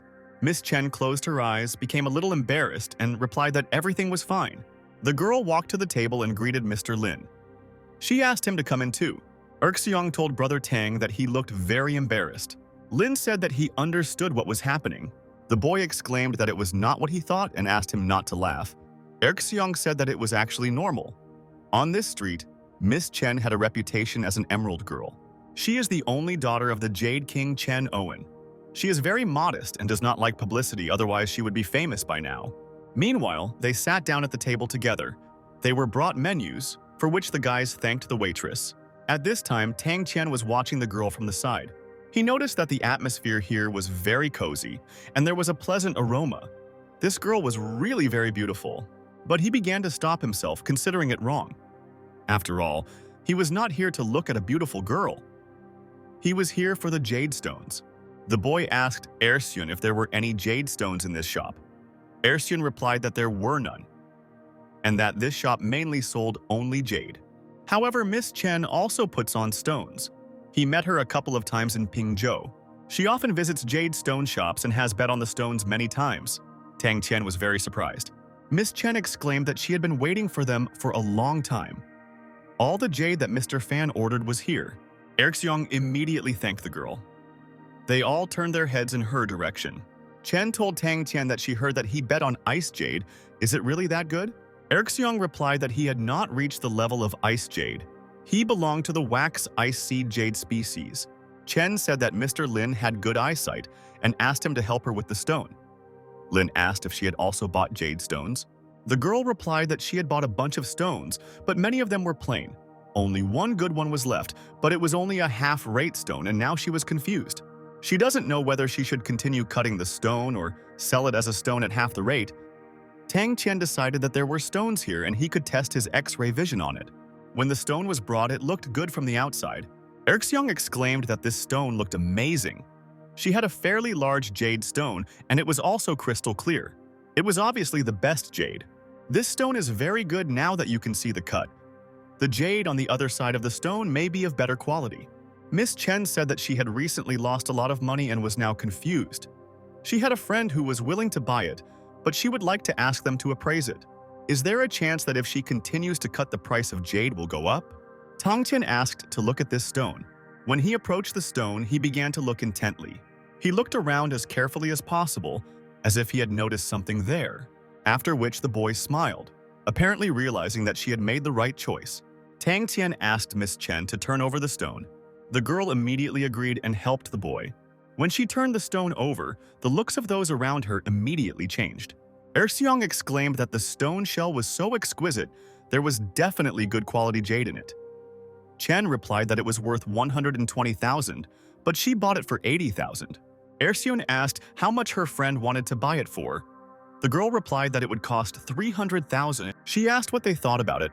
Should she continue cutting the stone or sell it to her friend right away? Erseong replied that it was always difficult to put on stone.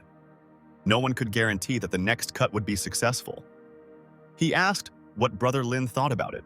The guy replied that it was difficult to decide what to do with this stone. It all depended on Miss Chen. The girl said that in this case she would think about it. She asked to take the stone back, but Tang Chen asked her to wait and explained who wanted to tell her something. Chen asked Mr. Tang if he had anything to offer her. The boy replied that he was suggesting that she continue cutting the stone. He thought she should continue betting on it. It would be such a shame if she sold it like that. The girl asked him why he thought so, if he saw something inside. Tang Tin replied that he just felt it, a kind of intuition. She may not believe it, but he sincerely suggests that she continue to bet on him and not sell to others. Miss Chen said that, on the other hand, other people lost a lot of money due to poor intuition. Tang Xian replied that if she was not sure, then let him bet on the stone. If he lost, then they would pay him everything he lost.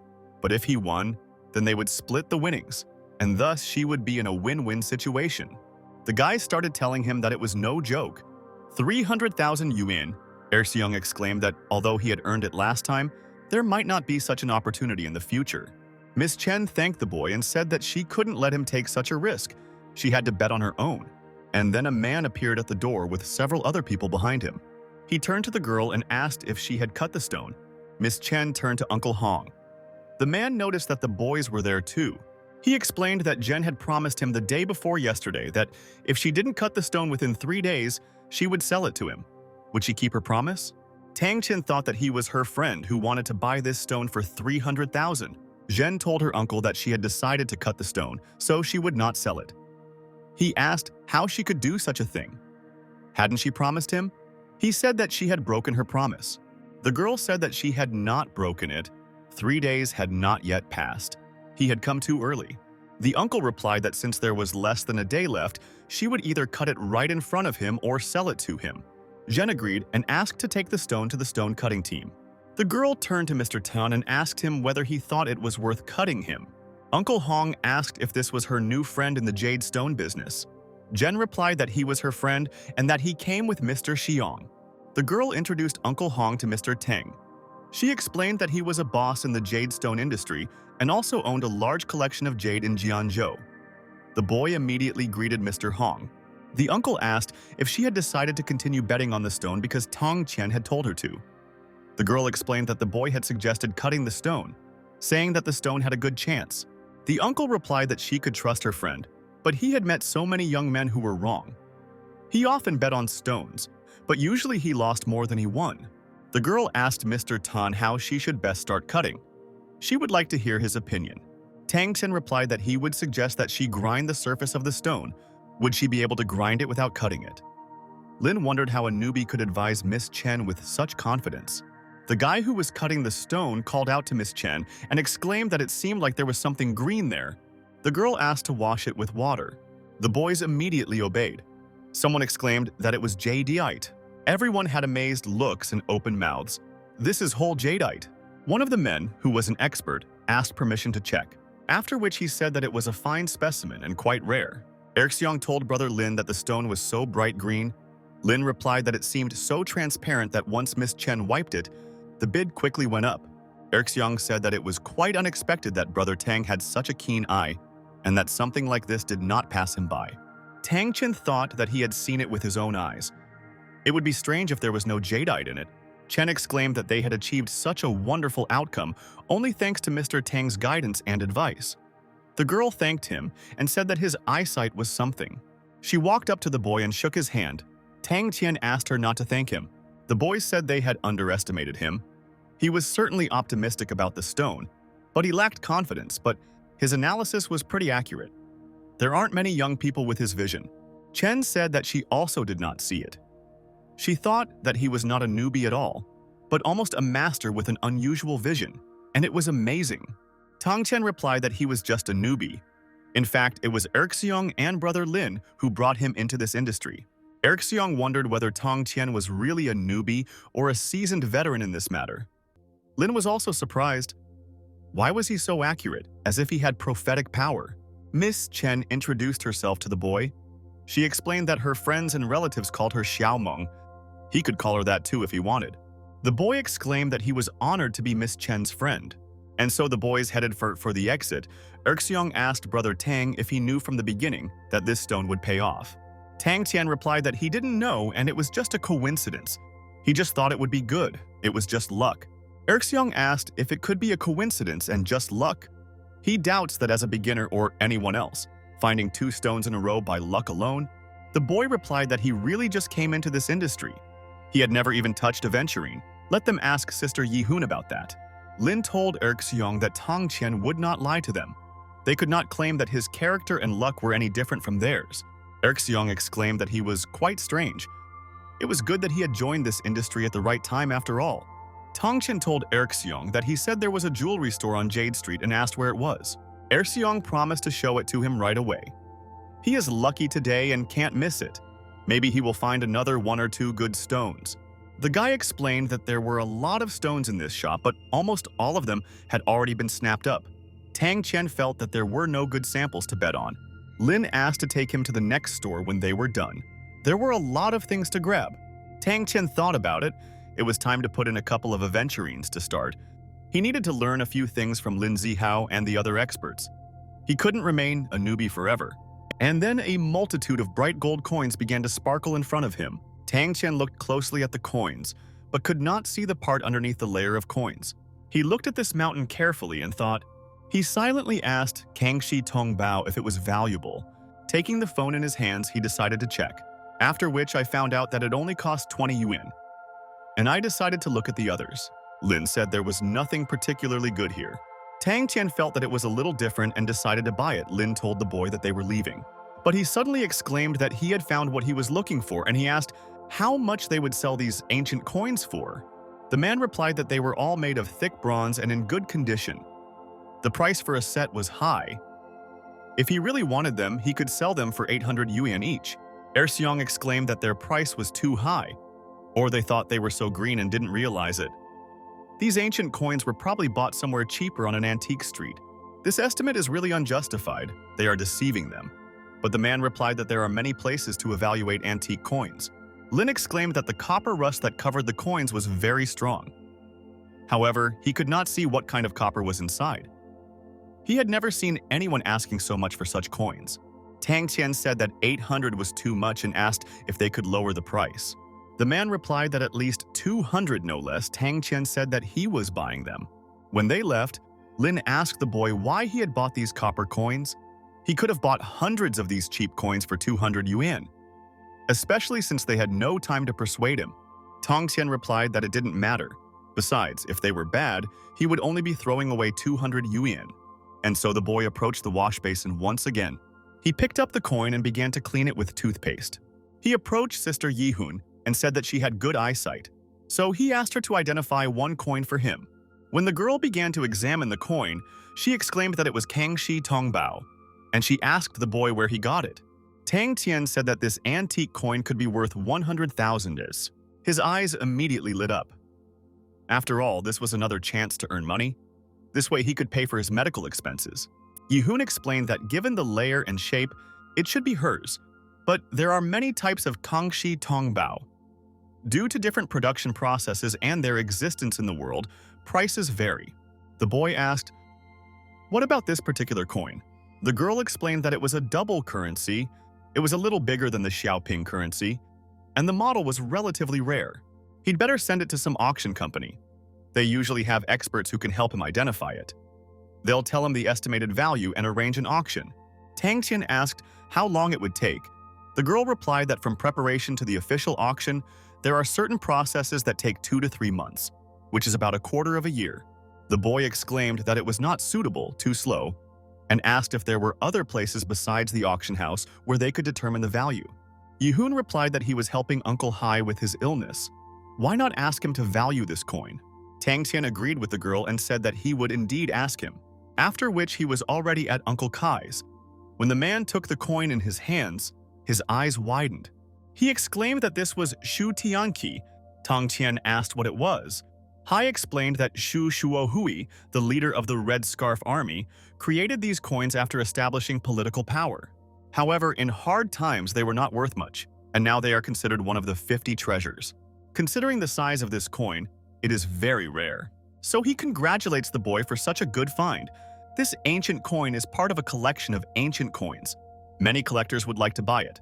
Tang Tian asked how much the bronze coin would cost. The man replied that he was not sure about the exact price.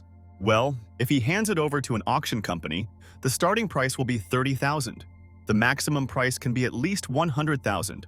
With this coin, it won't be hard to put a price higher than 150. The boy explained that he urgently needed to earn money, and he was afraid that he would not be able to wait for the auction. In addition, he did not know where he could sell it. Uncle Hai replied that it was indeed difficult, but he had many friends who collected old coins. They would like this coin. And so later in the day, the uncle introduced the boy to Mr. Long, who wanted to buy him Shu Tianqi for 150,000. Tang Tian was delighted and thought that even if he sold it at auction, he would not get so much money. Uncle explained that Mr. Long was a big businessman. He collects 5 ancient Duquan treasures. Such antiques may be unremarkable to many people, but to collectors like him, they are very valuable. Mr. Long said that this was indeed the Shu Tianqi he wanted. Although it was rusty in some places, overall it looked good. The guy asked if he could pay him by writing a check. Tang Tian immediately agreed. Mr. Long thanked the boy for such a beautiful old coin. Tang Tian replied that he was always welcome and thanked the guy in return. He explained that Mr. Long had helped him a lot. Lin asked not to tell him that this was the coin he bought on Jade Street today. Tang Tian replied that it was. He cleaned the rust off the coin and found that it was quite valuable. Could it be that he bought Shu Tianqi for only 200 yuan? Lin replied to his uncle, so it was in Mr. Hu's shop. Most of the goods are worthless, and he didn't expect that the guy could find such a precious thing there. He must buy all the bronze coins there. Perhaps there are still valuable goods there. Tang Tian exclaimed that the rest were not so good and had practically no value. Then the guy asked how he knew. Tang Tian smiled and replied that he was just guessing, and he thought to himself that he had looked at every item, so he couldn't let Mr. Lin waste his money. And here in front of us is a tall, large hospital building. Dr. Huan was shocked that the boy had collected the money so quickly. Did he really borrow it from someone? Tang Tian replied that he had not borrowed it. He had a business where he had earned so much. He began to get 500,000 yuan for the operation and to pay for all subsequent medications. Dr. Huan praised the boy for being able to raise so much money in such a short time without borrowing from anyone. But by doing his own business, Tang Tian said that he could transfer the money to the doctor at any time. He asked to quickly submit the application for his father's operation first. Dr. Huang replied that he would try, but he could not guarantee that it would work. After all, many patients here need kidney transplant surgery. Therefore, he must be prepared psychologically. Everything depends on his luck. Tang Tian said that he understood this. And so, he came up to his father's room again and began to say that he had good news. A girl stood in the room glancing at the boy. He recognized her as Professor Wang and was very surprised by her arrival. Tang Tian thought that she was here to find out the details of the detoxification recipe. Tang Tian sat next to Professor Wang. The girl asked the boy if he had figured out how to solve the problem. Tang Tian replied that he had already collected the entire amount to pay for the operation. Professor Wang was very surprised. How could he raise money so quickly? Since he found a way, she was happy for him. Tang Tian thanked her. Professor Wang said that although he had raised 500,000 yuan, there were many patients in the hospital who needed kidney transplant surgery. Some patients have good connections, so it will be very difficult for him to get this operation. But if he helps them, their hospital will use all the connections for him. And even if he gets the surgery, he will have to pay for the subsequent treatment and medications. Tang Tian said that he already had a decision on this, but whether he would get the operation depended on luck. The girl said that he had a recipe in his hands that was not helpful, but once he shared it with the hospital, They would be able to cure many patients. The boy explained that the Chinese doctor refused to give a prescription, but he said he would cooperate if possible. And he suggested that as soon as she helped with the operation for his father, he would help them with the treatment of patients when they asked. Professor Wang replied that she would talk to the head doctor. And then the next day came. Tang Qian told Sister Yi Hong that he would go away for a while to a Chinese pharmacy. The girl replied that she understood that he wanted to find a cure for Uncle Kai. Tang Qian said that it was true. He had just finished his work for today and wanted to prepare the medicine as soon as possible. The girl said that he could become a doctor and open his own pharmacy. Nowadays, there are many people who are sick and worried about their health, so a pharmacy will be a very profitable business. Tang Qian replied that he did not have the qualifications to open a pharmacy or anything like that. At the drugstore, Mr. Tan was asked if he wanted to buy more medicine. He asked to wait a bit, as the two customers also came to buy medicine. Tang Qian replied that of course they should go first. The men looked askance at the boy. Tang Qian noticed that his face was pale. His eyes were covered with blue and black shades. These were symptoms of chronic illness and exhaustion. The main function of the kidney is growth and development of reproductive function. Those who have kidney failure should eat. To cure this, you need to take regular Zhuangqing tablets. Tang Qian realized that this man had serious kidney failure. No wonder his face was so ugly. At first glance, one could tell that he was the type of person who was overly lenient. The pharmacist asked Mr. Dean what medicine he would take this time. Was it on the prescription? The man replied that he had brought a prescription from a doctor and that it was a secret prescription. Tang Qian glanced towards the paper. Looking at the piece of paper, he began to think. He was tense. The boy said that it wasn't that, after which the man turned to him and asked what he had said. Tang Qian replied that it was nothing like that. He just felt that the prescription they wrote him was wrong. Dean asked if he was a doctor. The boy said no. The man asked why he doubted the prescription then. It's a secret recipe, and he paid $1,000 for it. An old Chinese doctor with many years of experience gave it to him, and he says it won't cure him. Tang Qian said that he might be wrong, but something about his kidney failure. Dean immediately began asking what he meant by this.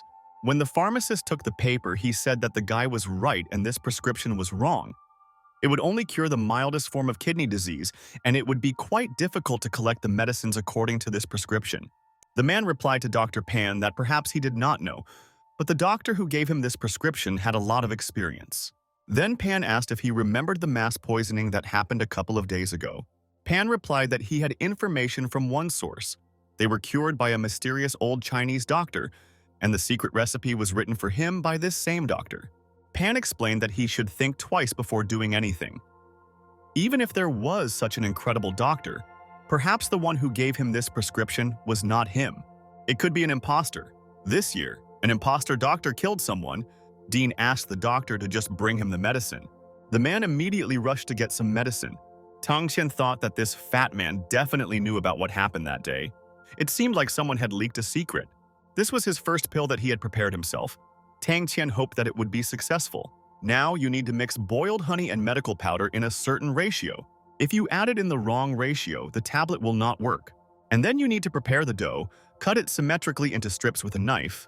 All that remains is to form it into one round honey tablet and it will be ready. The boy breathed a sigh of relief after he finally finished. When the tablets were dry, he decided to take them to Uncle Hai. Then he remembered that it was already 2 o'clock in the afternoon. He needed something to eat. Then someone asked if Tang Qian was there. The boy decided that it was most likely Tao's sister. Approaching the door, he said that he was here. The girl said that she saw him return from the window in the morning, so she knew he was inside. Tang Qian replied that he had returned home in the morning and had not gone out. He asked Sister Tao if she had come for the rent. He would soon be rich, so they asked for a few more days. But the girl replied that she had told him that there was no need to pay rent, and asked if there was anything else she could do to help. She wondered what he had been doing in the room just now. She smelled medicine, and she wondered if he had been preparing medicine here. The boy replied that he was indeed preparing medicine for a friend. She was very surprised that he did it all himself. It's such a pity that he had to give up university and the profession of a doctor. Tang Qian replied that it was okay. He was satisfied with his current profession. In any case, he could still make medicine and sell it. Tao exclaimed that gold always shines and he can make medicine. She also asked him not to worry about rent. The most important thing now is to cure his father. Tang Qian thought that although Sister Tao looked formidable, she was actually a very kind girl.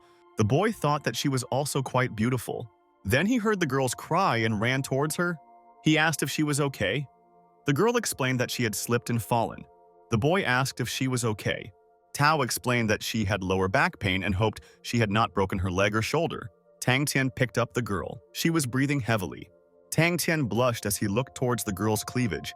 When the boy took the girl in his arms, she became very angry when she saw his look. Tao asked him what he was looking at. She asked for help, not just to look at her, after which she exclaimed that her leg hurt a lot. Tang Tian asked Sister Tao to look at her injured leg.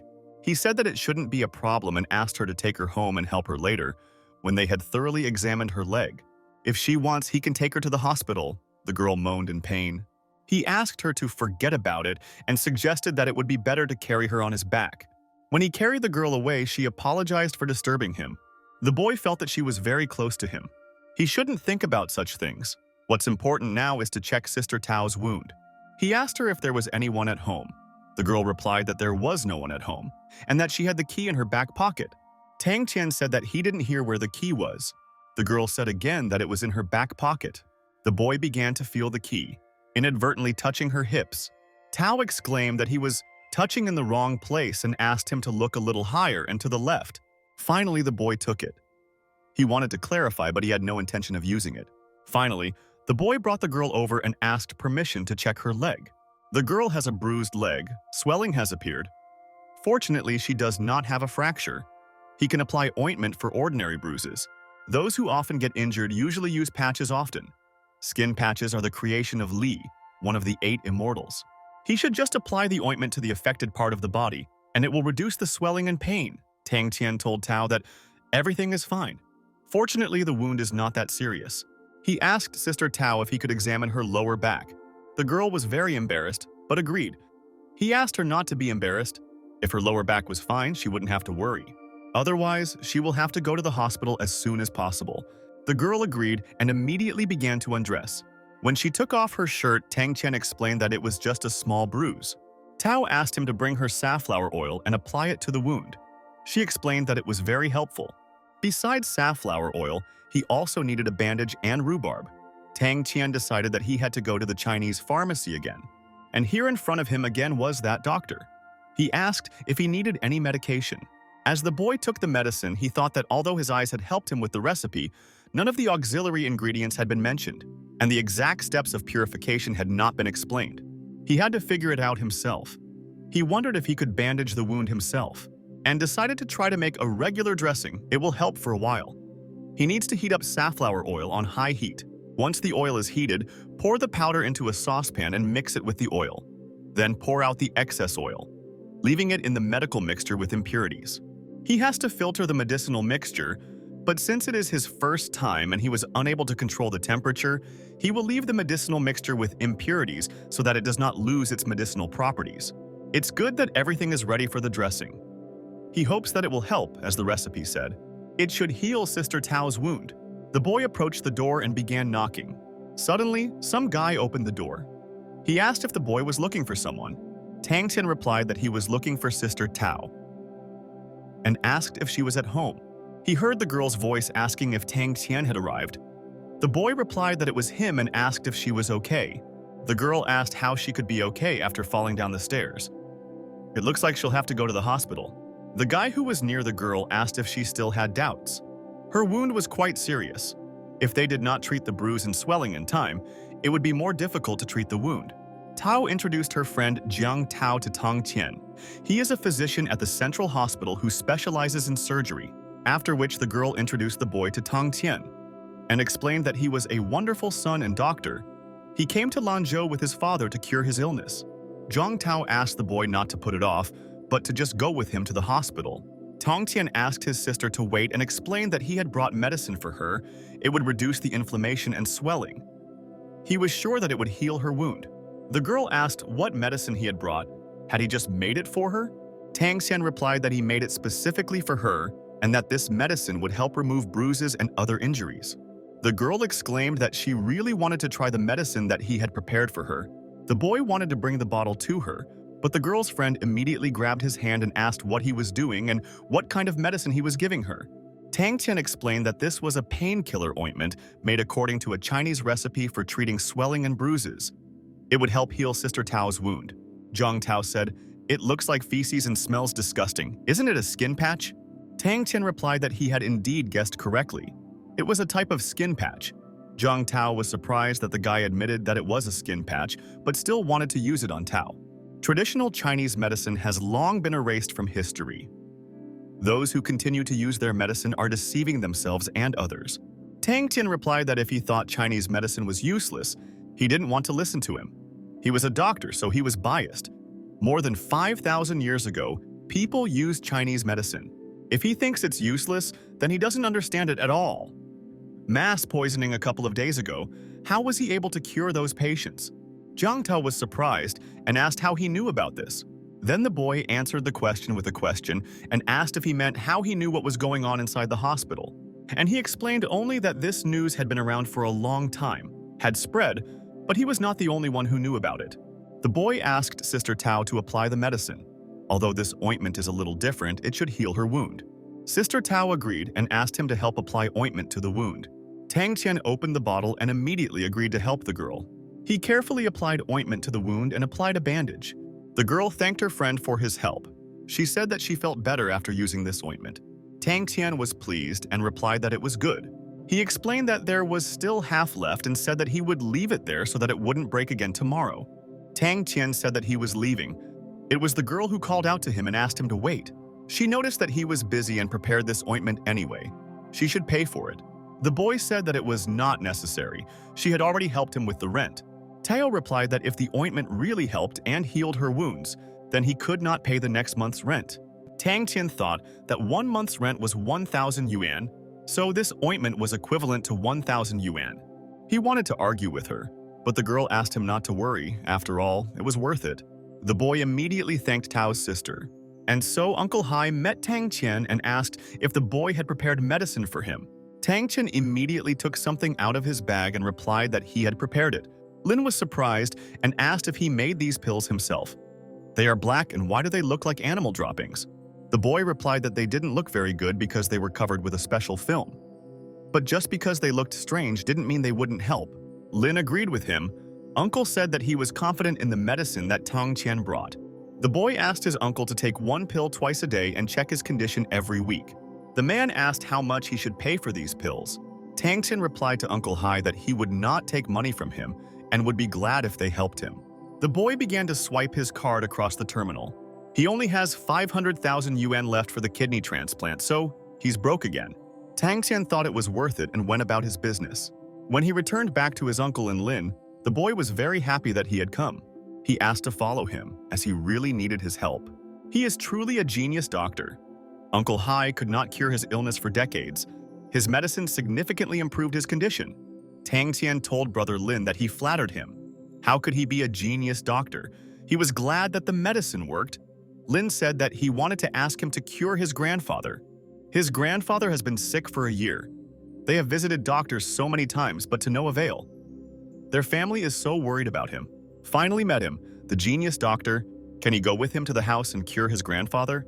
If he can cure him, he will be eternally grateful to him. Tang Tian explained that he didn't know if he could cure his grandfather. He thought that if he needed an ingredient that he couldn't find, he wouldn't be able to help. In any case, Lin asked to see it. Tang Tian couldn't refuse the guy and replied that he would take a look. Lin asked the boy to come with him and explained that Uncle Hai was waiting for him inside. Uncle said that the pills he gave him yesterday helped him. He took only 2 pills and his liver almost doesn't hurt anymore. Tang Tian replied that it meant the pill had already worked. He needed to continue the treatment, take a few more pills for a couple more days, and monitor his condition. Uncle Hai thanked the boy warmly for the medicine and asked permission to give him something. When the boy asked what was there, the uncle asked to take a look. Tang Tian opened the box and found Jade inside. Uncle explained that he was giving him this Jade Buddha. It brings good luck and gives safety. Lin told his uncle that this Jade Buddha is so bright, whether it is made of that new jade. The uncle replied that it was the jade he had bought in Xiangjiang. He asked Lao Fan to carve some pendants from it. This Buddha was made from the largest piece of jade. Tang Tian exclaimed that he could not accept such a valuable gift, but his uncle said that it did not matter how much it cost because health was much more valuable. He gave him a wonderful medicine, nothing compares to it. He did not charge him for it, so let him consider this gift as his gratitude. Lin asked the boy not to hesitate and accept the gift, this gift to Uncle Hai with all his heart. Tang Qian thanked Uncle Hai heartily. Lin was driving the car. He explained to the boy that the jade Uncle Hai gave him was very good. It was Zitian jade. Tang Qian asked if it was expensive. Lin replied that it was very difficult to get good Zitian jade in the market now, and this jade Buddha would cost 10,000 yuan. Tang Qian exclaimed that it was so valuable. Lin replied that it was still worth much less than treating Uncle Hai's illness. Having a healthy body is the most valuable thing in life. And now the car has already pulled up to the boy's house. Lin asked Tang Qian to come in. His grandfather is at home. He is very ill and the whole family is worried about him. A girl appeared at the door and joyfully greeted her brother. She exclaimed that he didn't have to work today, after which she suddenly fell silent, covering her mouth with her hand. Brother introduced his sister to Tang Qian. Lin asked his sister if she knew whether Grandpa was sleeping or awake. If he was awake, he wanted to take Tang Qian to him. The girl replied that he had already woken up and asked him to go with her. She walked up to the stairs and said that we needed to go up. There was a sick grandfather lying in the room. He recognized his grandson and asked if he had returned. Lin explained to his grandfather that he had brought a friend named Tang Qian. He knows Chinese medicine and is very good at making medicine, so he invited him to examine his condition. Maybe he can cure him. The grandfather greeted the boy and thanked him for coming here as a doctor. The boy greeted him back. Grandfather said that it was impossible to cure him. This disease was incurable. Tang Qian noticed that Grandpa was certain that he had an incurable disease. He was not trying to lie or hide anything. He had a serious illness, not like Uncle Hai. Lin told his grandfather that medical technology is now well developed. No matter how serious the disease is, it can be cured. He doesn't need to worry. After which the boy asked Tang Qian to help his grandfather watch him quickly. Tang Qian asked his grandfather for permission to check his pulse, after which he put his hand on his and noticed that the man had a pale complexion. He looked tired, had anemia. His tongue had become dark. Symptoms were depression, stomach problems, and weak veins. In addition, yin tongue shows a dark blue color. It is impossible to cure such a disease with ordinary medicine. The only way is to use a panacea. It will temporarily relieve the pain and give time to find a suitable medicine. Grandpa Xiaoling has stomach problems. One of the most serious diseases is stomach cancer. Luckily, the divine doctor has a recipe for a medicinal soup that is a pain reliever for cancer patients. Tang Qian was completely immersed in what he understood just now. He lowered his head down. Lin asked how his grandfather was. The boy asked him to go outside and talk there. But grandfather said that there was no need for that. If he had something to say, then let them say it straight. He knew his illness very well. Tang Qian explained to Lin that Grandpa most likely had stomach cancer. The guy was very surprised how he determined it so easily. Grandfather asked how Tang Qian, without knowing his medical history, determined that he had cancer. Tang Qian replied that he had looked at him and measured his pulse and guessed that he had cancer. Grandpa said that he was quite good. He really had stomach cancer. It was already in its final stages when he learned about it. He was told that he would live for a maximum of 6 months, but he has been alive for 2 years already. Tang Qian said that it was because he had an incredible will. Many patients with terminal cancer were miraculously cured. In the history of medicine, such cases are difficult to explain. He is sure that he will have the same. Grandfather replied that he cannot be afraid. Obviously, he has been struggling all these years. Now he is afraid. He really wants to see Yang Wang Laozi. Lin asked the boy if he could cure his grandfather. Tang Qian replied that there was a cure and he could try. Lin asked to give them this medicine or prescription quickly. They will take care of it themselves, so he will not be at a loss.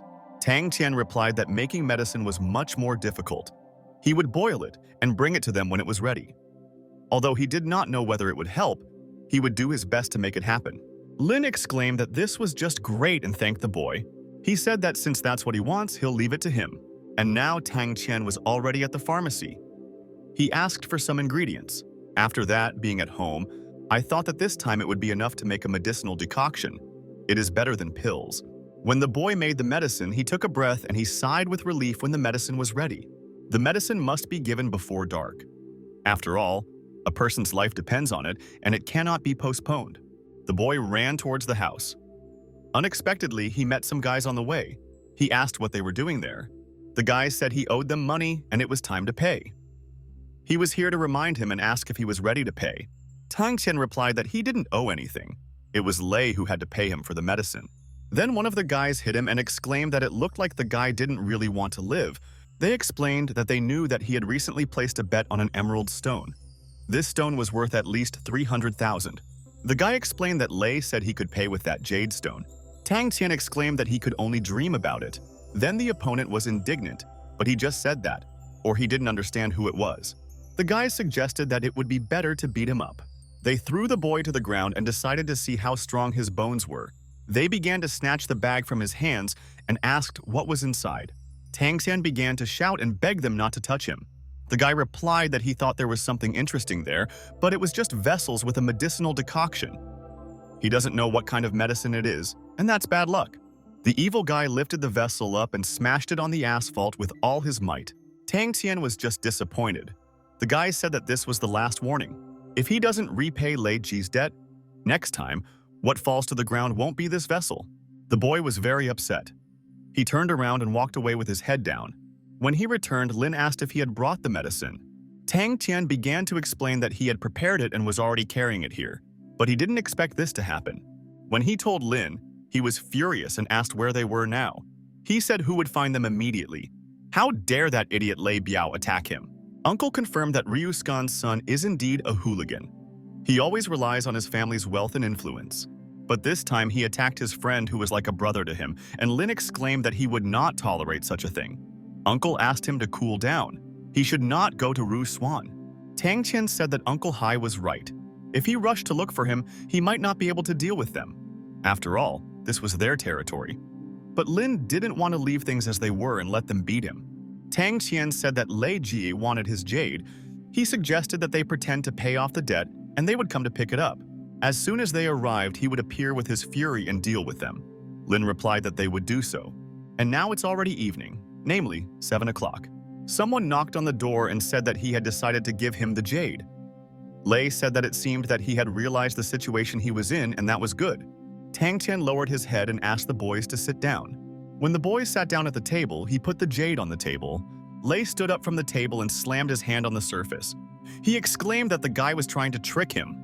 He thought that Tang Qian wanted to give him a fake stone. He clearly wanted to die. Suddenly, someone began to knock loudly on the door. Lei asked who it was. Lin appeared on the threshold. He was very angry and ready for revenge. He exclaimed that the guy knew him. Then running up, he punched him in the face with all his might. One of the guys asked what they were doing. Lin was indignant. He even asked what he was doing, after which the second blow landed on his face. Lin asked Tang Qian who broke the medicine bottle. The boy immediately pointed his finger at one of the guys. Lin exclaimed that he would pay for everything and hit him in the face with all his might. The other guy was screaming and asking them to stop. He asked why they hit him, to which the guy replied that he would not only beat him, but also destroy him. How dare he hit someone close to him? The guy lying on the floor answered that he had misunderstood him. He had no intention of harming him. How could he harm him like that? Lin asked. To ask him what he had done, Tang Qian's medicine intended for his grandfather was destroyed by him. Lei asked if he really did it. The guy folded his hands in front of him and with a pleading look replied that he didn't know whose medicine it was. Then this guy was attacked by this now Lei and asked how he dared to touch the Hao family's thing. Lin asked to stop. Now that the vessel was broken and it affected Grandpa's treatment, what should they say? The guys immediately began to ask for forgiveness and explained that they really didn't want to offend them. It was just a misunderstanding. Lei told Hao that this was the money for the medicine. They were both adults, and he asked for forgiveness this time. Lin explained that Tang Qian was like a younger brother to him. From now on, if they dared to harm him again, he would not stand aside. The boys replied that they understood everything and began to run away quickly. Tang Qian said that Lin looked calm and kind. Who knew that he could fight so well? Looking at his strength and technique, it was obvious that he had practiced a lot. Lin said that the Lei Biao family guys were really terrible. He had taught them a lesson and would now see if they dared to do such a thing in the future. Lin asked Tang Qian not to be afraid of them. He would not forgive them if they dared to harm him again in the future. Tang Qian thanked Brother Lin for his help. The boy replied that it was easy and asked him to take the money that Lei Biao left. Tang Qian asked the boy if he had ever practiced kung fu. The guy explained that when he was in the army he did boxing and kung fu, but very superficially, A year ago, he retired, and since then, he has been involved in antiques. And so the next day arrived. Tang Chen had just woken up. Lin approached him and handed him some kind of vessel. After that, Tang Chen received a call from someone. It was Mo Weiwei. She asked him what he was doing all these days. Had he forgotten that he had a meeting today? The boy thought that he had completely forgotten about the charity event that would take place at school. He said that of course he remembered it. She asked if he was free that afternoon and asked him to come to school to discuss everything. Tang Qian thought that even though the money had already been collected, they were so excited about it. Plus, they had prepared it for so long, put in so much effort, it would be awkward if he refused. He lived here for 3 or 4 wonderful years. So much had changed since then. He was afraid he would never come back here again. There was a boy sitting on the chair, Chen Hu, and He Xiangjun was standing next to him. The boys noticed Tang Qian and were very happy to see him. They asked him how he ended up there. The boy explained that he came here on business. The guys began to communicate with greater interest. Suddenly, someone knocked loudly on the door. The boys immediately turned towards the door. In front of them stood Director Zhao and Manager Yang. The boy asked what they were doing there. The man asked the student Tang Qian why he hadn't come to them earlier. The director explained that the university knew he had problems, and they would do everything they could to help him so he wouldn't have to drop out of university. The principal said that if it weren't for Miss Mo Weiwei, they would never have known about it. Besides, his grades are bad. If he quits, all his efforts in the past 4 years of studying will be in vain. Tang Qian replied that he had to do this because his father was very ill and he had to take care of him. The manager said that they would help with his father's medical bills. The boy was very surprised by this. The man explained that, given his excellent academic performance, the university had decided to recommend him for graduate school upon graduation. From today, he officially invites him back to the university for further studies. The guys were very surprised that he would be recommended for postgraduate studies. The director told the boy that this is exactly what the university offers, and now the problem is solved. Tang Qian thanked the principal for the opportunity, but said that he had already forgotten most of the course material, and even if he continued studying, he was afraid that he would fall far behind. The man asked him not to worry. Miss Mo Weiwei could help him catch up on all the material he had missed. The girl said that of course she would help. If he had any questions, he could ask her. Does he know that the fundraiser has actually ended and they have already raised 70,000 yuan for him? The boy was very surprised. Could it really be true? He smiled and thanked the girl for this. The director said that they were happy to help. After all, he was a student at their university. Could they just stand aside and watch? The director asked when he would be back. Tang Qian replied that he had not yet decided whether to go to university, but in any case, he was very grateful to them. The guy thought that if they had asked earlier, he would have agreed to their offer. But now, having a divine doctor in his head, as well as X-ray vision, he had no need to get a diploma. The director said that he hoped he would think carefully, and if he had any problems, he could contact them. The girl asked Tang Qian if he had heard about the incident of mass poisoning of children. He had used detox powder and they had heard about it. They were interested in him and found out that he had dropped out of university, so they helped raise money for his father's medical expenses. They wanted to make it a surprise. Tang Qian thought that they were so enthusiastic when they heard about the detox powder. This incident had attracted the attention of the university. So if he came back, it would be good for the university.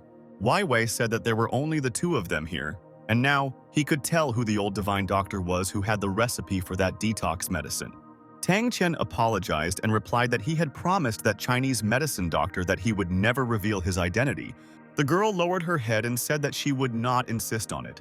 Tang Qian called Professor Wang and asked if the hospital's chief physician had agreed. That was very good. In that case, he would leave the application for her father's kidney transplant to her, and he was told that if he decided to return to the university, he could do an internship at the central hospital. After completing his studies, he could continue working there. This hospital is one of the best in the city. Tang Qian replied that he was still thinking about it. Then he apologized and said that he had to go to work. Lin, his sister, and Xiong were glad that he was already here. The boy wondered why she was here. Was it because of him? He asked Miss Chen why she was there and what she wanted. The girl replied that she came to thank him for that day. Tang Qian was very surprised by this. Xiong explained that at that time he helped Miss Chen choose the jade stone that she later bet on. The girl said that she then opened it and it turned out that there was a very beautiful jade inside, so she came to thank him. The boy replied that he had already forgotten about it, He had only helped a little and she did not need to thank him. Chen asked when he finished work, and if he was free, she offered to come to dinner as a thank you. Tang Chen said that there was no need for that, but the girl looked at him with a pleading look and he could not refuse. The boy explained that he would be closing the store soon and asked to have dinner after he closed it, and now they were sitting in a cafe. The girl asked how long he had been doing this. He must have been betting on many stones. Tang Chen replied that he had been betting on the stones for less than a month, but she would not believe him. The girl looked him straight in the eye and replied that of course she wouldn't believe it, after which she suddenly grabbed her stomach with her hands. She apologized and told the boy that she urgently needed to go to the restroom. Tang Chen thought that Miss Chen seemed to have pain in her stomach, probably due to some kind of illness. The girl came back and apologized to him. The boy asked if she was okay. Chen replied that everything was fine. She looked very bad, beads of sweat were running down her face. The boy thought it was abnormal. A healthy person should not have stomach pain. She must have a chronic disease. This cannot be postponed and she needs to start treatment as soon as possible. The girl lowered her head and asked how he knew. Was he a doctor? Tang Qian explained that he knew a little medicine and had observed her condition and symptoms, but it can be said that her illness at the initial stage will not be difficult to cure. But the more she lets it progress, the more difficult it will be to cure. Chen replied that he was right and that she had only recently started having these pains. She had not thought that the disease could become so complicated. Tang Chen told the girl that if she trusted him, he could recommend Chinese medicine to her. Chen exclaimed that of course she trusted him, and asked what kind of Chinese medicine it was. She promised to pay for it. The boy said that it was not necessary because he would give the medicine for free. Once he prepared the pills, she could take them. The girl immediately thanked the boy. Meanwhile, Sister Ikon stood in front of the 2 jars and, looking at them, was surprised at how beautiful they were. Tang Qian asked Sister Yihong why she was here so late. The girl explained that she had gone out to get some things and had recently returned. He asked if she had brought the 2 jugs. Ihon explained that they were a pair of small jars for storing bird food and they were gorgeous. Emperor Xuande of the Ming dynasty liked them. He used them at court, and they were also of great value. They depict blue and white birds in the style of the Xuande era. 700,000 and was finally sold for 12 million yuan. That was 5 years ago and now it is worth even more. Tang Qian was surprised by the value of this thing and asked how much she bought it for. The girl replied that she had been negotiating with the boss all day and he had agreed to sell it to her for 800,000 yen. Her father also likes small antiques and she wants to give him one for his birthday. Tang Qian said that it was a big surprise and her father would definitely like it. Tang Qian told Sister Yihong that something seemed wrong. Icon became worried and asked what exactly was wrong. The boy explained that as far as he remembered, the word D should be depicted on the jug in the middle of the picture, but it is not there. Is that wrong? Ikon replied that during the Ming dynasty, the word D was written in this way. So if the symbol has a line in the middle, it is not a problem. Only masters can recognize that it is a fake. He's new to this, so it's okay that he made a mistake. He'll understand what she means in time. Tang Qian decided to check it with X-ray vision just in case. And then he tensed up and finally saw, if you look closely with his X-ray vision, you can see that this jug is completely different. There is a big difference between them. What could that mean? He asked Sister Ihon where she bought these bird jugs. The girl explained that she bought them from a man who had recently opened an antique shop called Nabaoxuan. Tang Qian asked her if she knew the owner of this shop. And how did she know that he had them? The girl replied that she didn't really know him. A friend told her about it.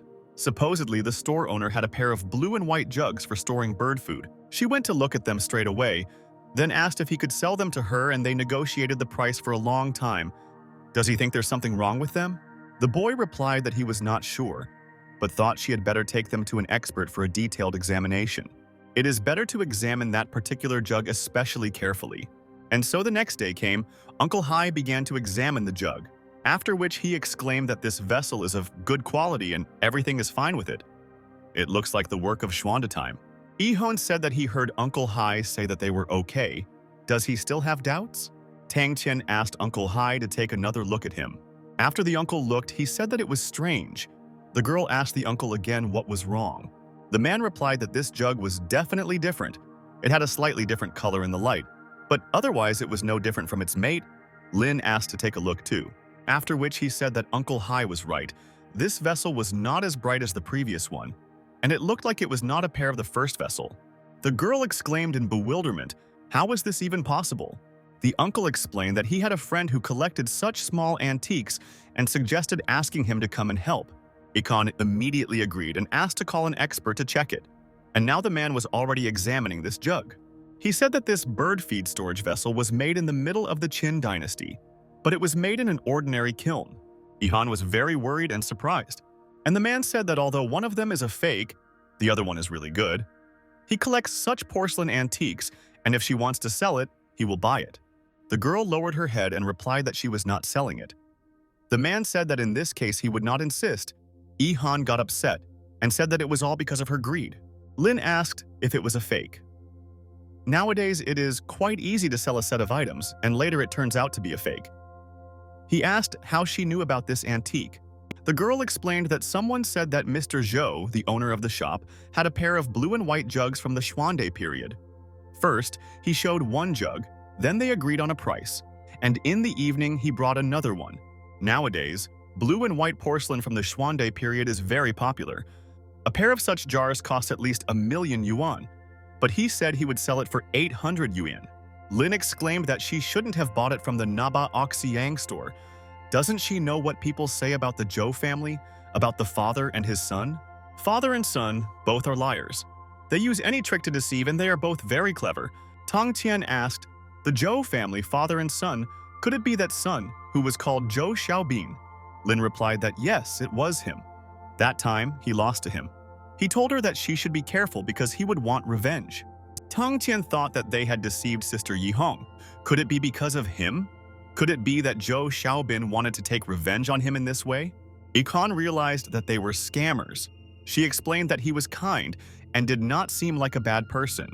Lin said that when he brought the first jug, it was real. Well, when it got dark outside in the weak light, he showed her the second one. Besides, she wanted to get it as soon as possible, and he took advantage of this. Here, the girl remembered that when she was looking at the second jug, its electricity suddenly went out. Although it had a place with a little light, the voltage was unstable and the light was dim. Tang Xian said that the power outage incident was definitely the work of his son's father. She should have inquired about the seller first, or gone there with Uncle Hai. If he had been there, they would not have sold her a fake. He told Sister Ikon that she needed to return the money immediately, otherwise go to the police and see how they dare to deceive others. Lin said that he was still new to the field and didn't know most of the rules. If he bought a fake, he could only blame his eyesight. After all, the fact that the antique was real was just a matter of word of mouth. Yihong said that she would go home. She asked Tai Tong Qian to take care of the store and said that she would not be in the store for the next 2 days. Tang Tian realized that the girl was very upset. Uncle Hai exclaimed that he would go too then and said that they would see each other tomorrow. Lin also went about his business. Tang Tian asked him to stay for a few minutes. He asked what the boy wanted to say. Tang Tian explained that Zhou Xiaobin and his father had deceived Yihong's sister, and he did not think they should leave things as they were. Lin asked how he would then return the money, since it was impossible. The boy explained that the other real jug must have been left with those swindlers. Perhaps he would send someone to sell it to him for a high price or something like that. No matter what, he makes money this way. Tang Tian asked how much Sister Yihong paid. The guy replied that if they were auctioned as a pair, they would set the minimum price at 1,000,000 yuan. But if they were sold individually, each would cost 400, so he would lose 500,000. Tang Tian thought that even though his sister was not poor, it did not mean that she could spend 500 yuan on a fake. How long would it take to open such an antique shop to make so much money? Lin said that if this pair was sold at auction for 1,000,000 yuan, not counting the commission, taxes, and other fees, in the end, they would get 800 to 900,000. And now they sold one jug for such a price and made a big profit. Tang Qian said that there must be a way to teach them a lesson, such as returning all the money. Then suddenly he approached the boy and said that he had an idea. He whispered this in his ear. And Lin exclaimed that it would be wonderful. Tang Qian said that now they need to find someone to play along with them in this show. Lin promised to ask his friends. According to their plan, the actor should play his role perfectly. Since they won't return the money, then they will teach them a lesson in the same way and pay them back. Lin said that he had arranged with a friend to help. He is not involved in the antiques business, so Zhou Xiaobin and his father definitely do not know him. Tang Qian exclaimed that this was excellent and asked him to act like a rich collector who wanted to open a private museum and needed many different antiques and cultural relics. Since the jugs are very expensive in the pair, he will definitely come to them to take their jug. As long as they think that they will have a huge profit, they will find a way to take their jugs, so they will fall into a well-thought-out trap. Tang Qian said that in order to avoid suspicion, he should enter the store first and select several antiques. Act like someone who wants to buy them at a higher price. The Zhou family thought that a rich man had come to them, who could be fooled, and they would get down to business right away. Lin exclaimed that this was a great plan. And now, several days have passed, Tang Qian was sitting at the counter with a thoughtful look. The guy who approached him asked if he liked antiques. He opened the box and asked to look at it. Tang Qian exclaimed that it was simply unbelievable. And I thought that Brother Lin and the Zhou family wanted to sell another pair of blue and white jugs. One of them is fake, and the other one is real. I asked how much it cost. The man replied that it was 700,000, but Tang Qian asked the man if he would sell it to him if he paid 100,000. Suddenly, the man started running towards the exit. He asked if the boy didn't understand, but Tang Qian exclaimed that he still wanted to deceive people. He already knew what he would do next. Then a young boy came into the room and said that he had heard that they had a blue and white jug of Xuande time. He would like to buy it. The boy replied that if he wanted, he would sell it to him for 1 million. Then the guy headed for the exit, calling him crazy. He decided that the boy really had gone crazy. Tang Qian rested his head on his hand and sighed heavily. He called Lin and asked if everything was going according to plan. Did anyone suspect him? And then 2 men entered the room. One of them said that they had finally arrived. Tang Qian looked at them and thought that it must be him, the one they were waiting for. He greeted the men and asked what they wanted. He thought to himself that the show was about to begin. The man asked if his boss, Miss Fu, was in the store. Tang Qian replied that Sister Yihong was not here and would be gone for a while. He could ask him since he was managing the store while she was away. The man was very surprised and confused. He explained that he had important things to discuss with her, but she was not there and this was a big failure. Tang Qian asked what was important and said that they could tell him and he would pass it on to her. The man began to explain that his boss had recently purchased a pair of blue and white birdseed jars from their store. He wanted to talk to her and see if she could return them to them. He promised to pay more. Then the boy asked if he meant the blue and white jars of the Xuande era. So the owner of the Naba Oxiong shop was Zhou Ji. The man replied that it was him. He was talking about a couple of small porcelain vessels. Are they still in the shop? Tang Qian replied that they were here. Sister Yihong had specially ordered them. If anyone wanted to buy them, the price should be appropriate. The man replied that Miss Fu had paid 800 yuan for the pair of jugs. He would return the entire amount and pay an additional 10,000. Tang Qian apologized and said that the difference between that price and what they said was quite big, and apologized and replied that he could not sell them at that price. The man was very surprised and asked how much she wanted to sell them for. Tang Qian replied that she wanted 1 million for them. The man was very surprised and asked when it had managed to become so expensive. It was 200,000 more. Why was it so expensive? Tang Qian asked if this wasn't what his sister bought from them. This is a jar for storing birdseed used during the reign of Emperor Xuande. Besides, it was made by the oven of that time so that it is very valuable by its nature. The man replied that it was true. The boy thought that he couldn't say that it wasn't worth that much. The man said that the price was too high. After all, it wasn't worth that much when she bought it from him. He asked the young man to wait for her and maybe the price would go down. Tang Qian replied that he agreed and in that case he would call Sister Yihong now. The man said he would wait, and the boy started calling the girl. He greeted Sister Yihong and allegedly explained what was happening. He explained to the man that Sister Ikon had said that the minimum price was 900,000 and that they would not negotiate a lower price. The man sweated and agreed to buy them for that price. To himself, he thought that the offered price was 1.5 million. Even if he buys it for 1 million, he will get 500,000. The man answered the boy that he agreed. He promised to write a check if everything was okay.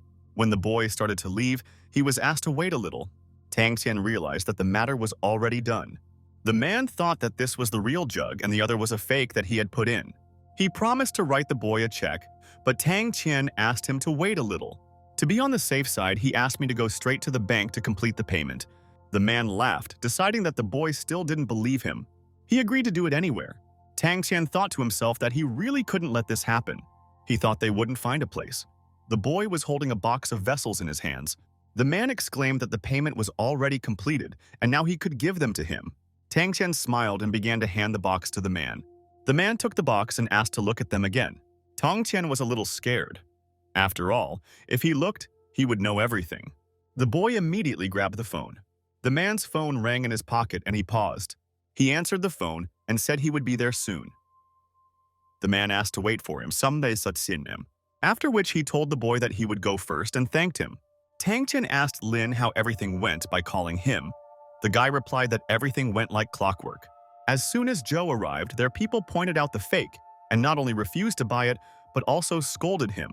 Zhou Chikai was so upset and hurt, and he watched from behind the door as he was humiliated. Tang Qian called the man an old liar and was glad that he finally got what he deserved. Zhou Xiaobin, in turn, was very angry and realized that this must be the trick of that guy. He didn't think that guy would be so cunning and would trick them. This is not the end, and she must take revenge on him and return the money. He told his father that the boy's name was Tang Qian, and he had already insulted the Lei family. Later, he will go to Lei and tell them.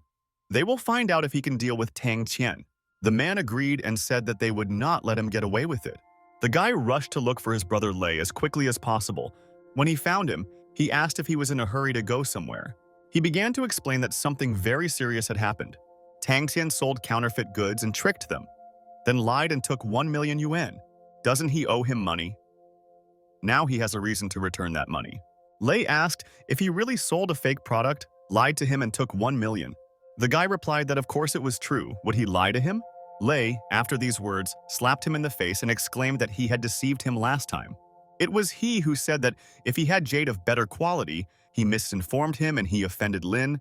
How dare he offend someone like Lin Zihao? The guy started crying and said that he had not lied to him. Lei asked him not to involve him in his affairs and not to think that he would do anything for him. He asked not to forget that he is a deceiver and knows how many times he has deceived people for money. Zhou Xiaobin was very upset, and Lei asked him to get out of here quickly. The guy immediately ran out like a beaten dog. Meanwhile, Tang Qian was calling someone. He didn't understand why Sister Yi Hong wasn't answering. She had not been in the store for several days, and he wanted to tell her the good news. The boy immediately ran to her to check it out personally. He is sure that Uncle Hai knows the address of Ikon's sister, so he decided to go and find out in person. When he arrived, they explained to the boy that she had been hospitalized. Tang Qian immediately began to ask which hospital she was in. He was very worried about what happened to Ikon's sister. Yi Hong asked Tang Qian why he was there. The boy asked her not to get up, but just lie down. The girl said that it was not that serious and she just felt a little weak. Tang Qian noticed that the girl's face was pale. Her voice was weak, and she had all the obvious symptoms. This patient has a severe cold. Since it is just a cold, she can use the regular yuan medicinal soup. This means that the cause is a severe form of a cold. And since it is a cold, everything will be fine. Ikon said it was just a common cold, even though she wasn't as healthy as she was when she was young. Every time she caught a cold, she felt much worse than if a normal person were to get sick. Tang Qian thought that the real reason for her illness was that she was deceived by the father and son of the Zhou family, which led her to this state.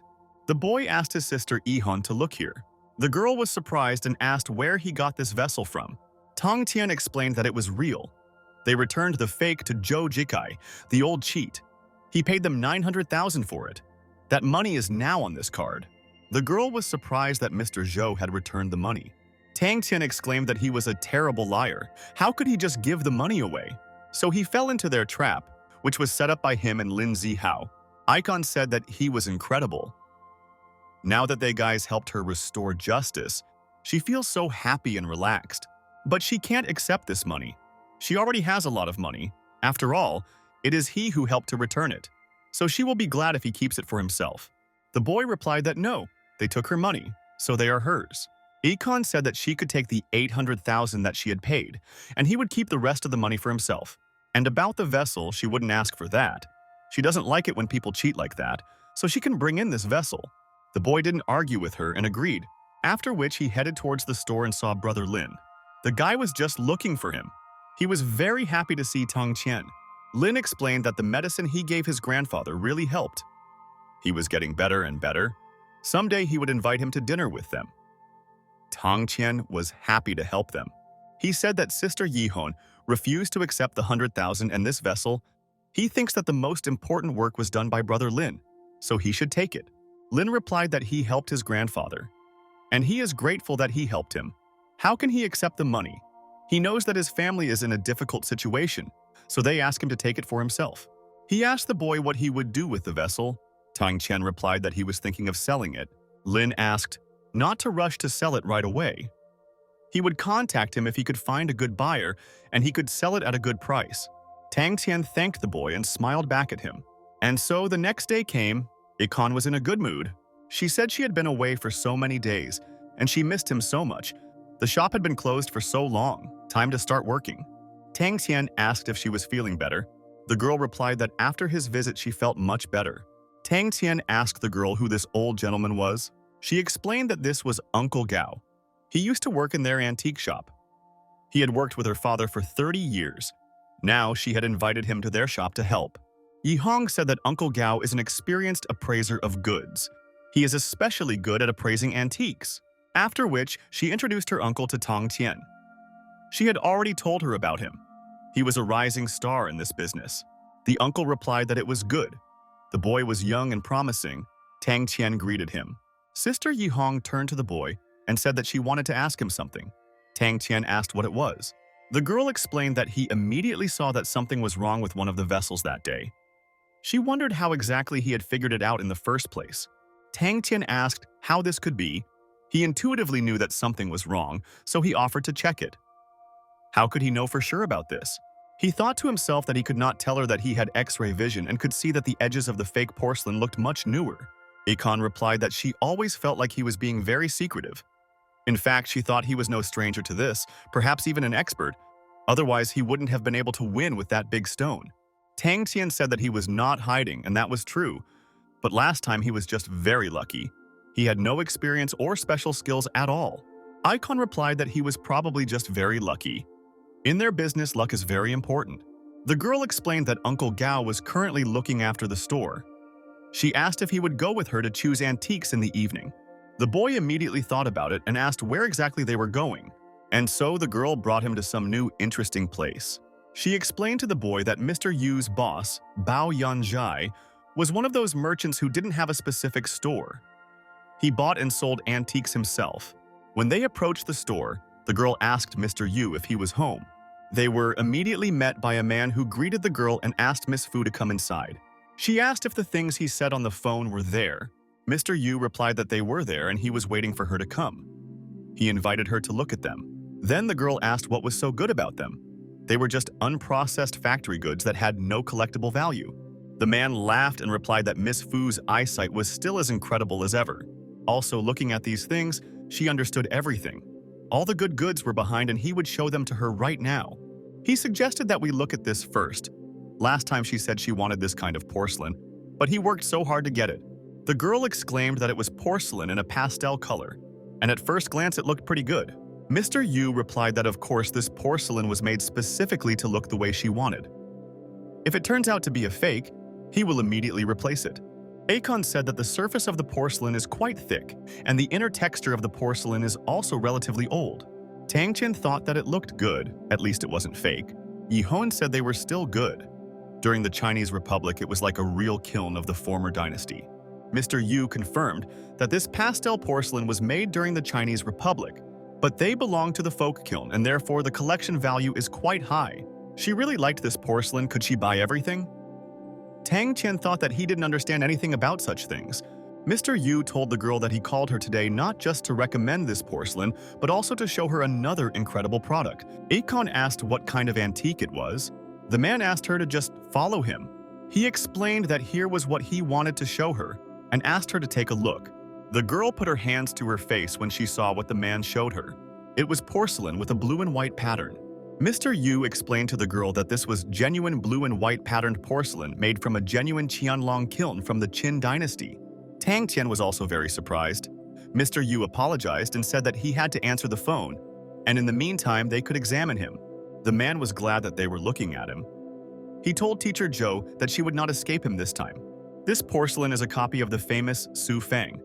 With her eyesight, she can definitely recognize it, but she can't tell it apart. He also left her in a room where she can't do anything. If she's with that guy named Tang Qian, you have to be especially careful. That guy is cunning and quite smart. Mr. Yu asked if he was worried that he would screw it up.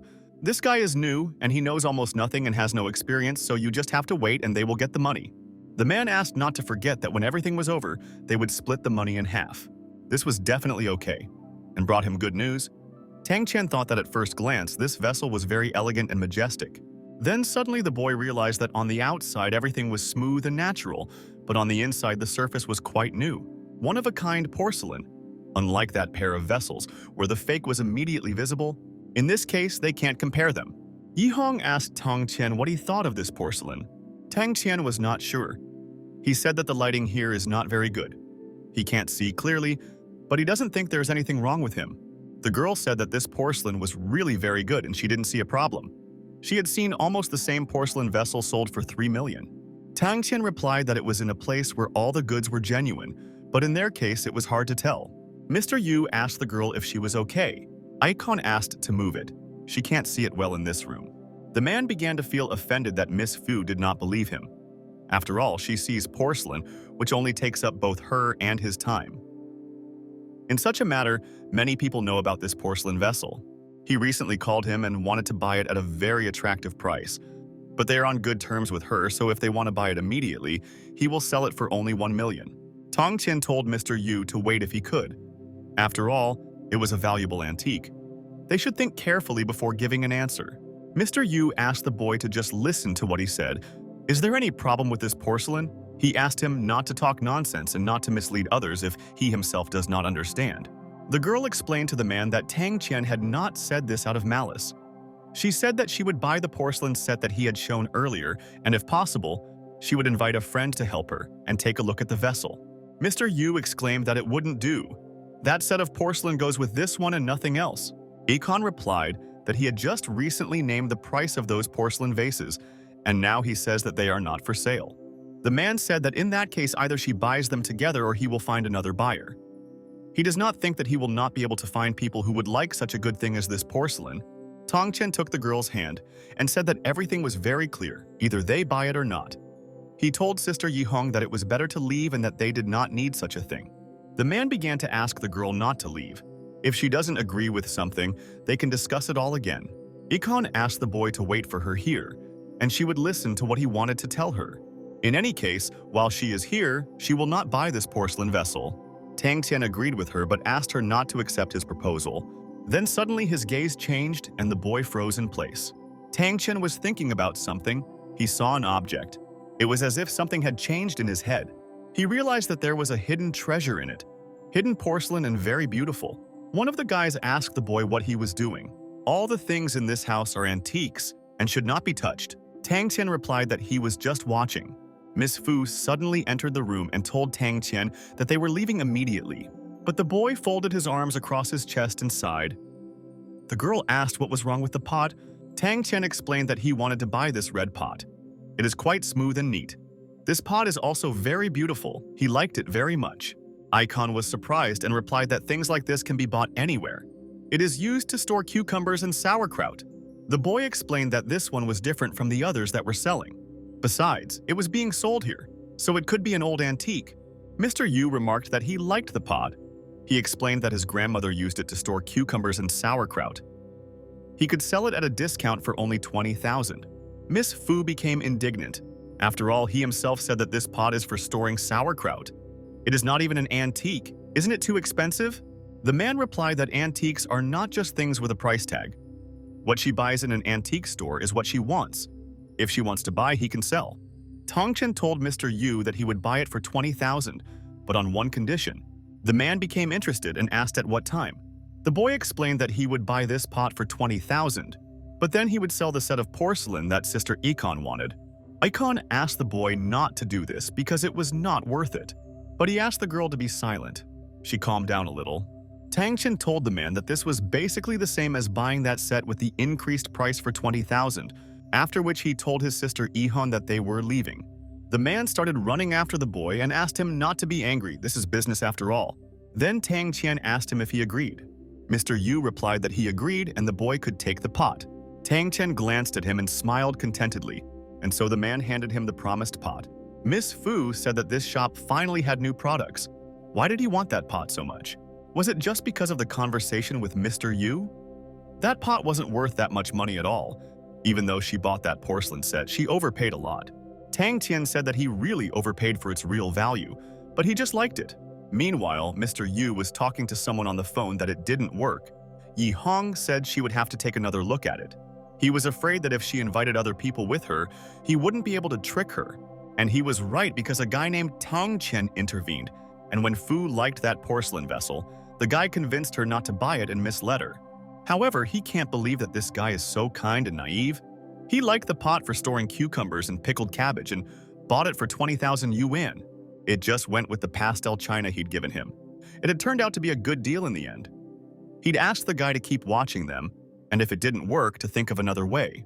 They have to pay and it doesn't matter how. The guy answered that he understood him. He asked not to worry because they won't escape him. Meanwhile, Tang Chen held the paint thinner in his hands and hummed songs. It began to give a brighter appearance to the vessel it had acquired, after which this solvent revealed the true color of the vessel. The boy realized that he was right. That's what kind of vessel it really was. Miss Fu was writing something in her journal. Her gaze suddenly fell on the vase that Tang Tian had bought. The girl's eyes lit up.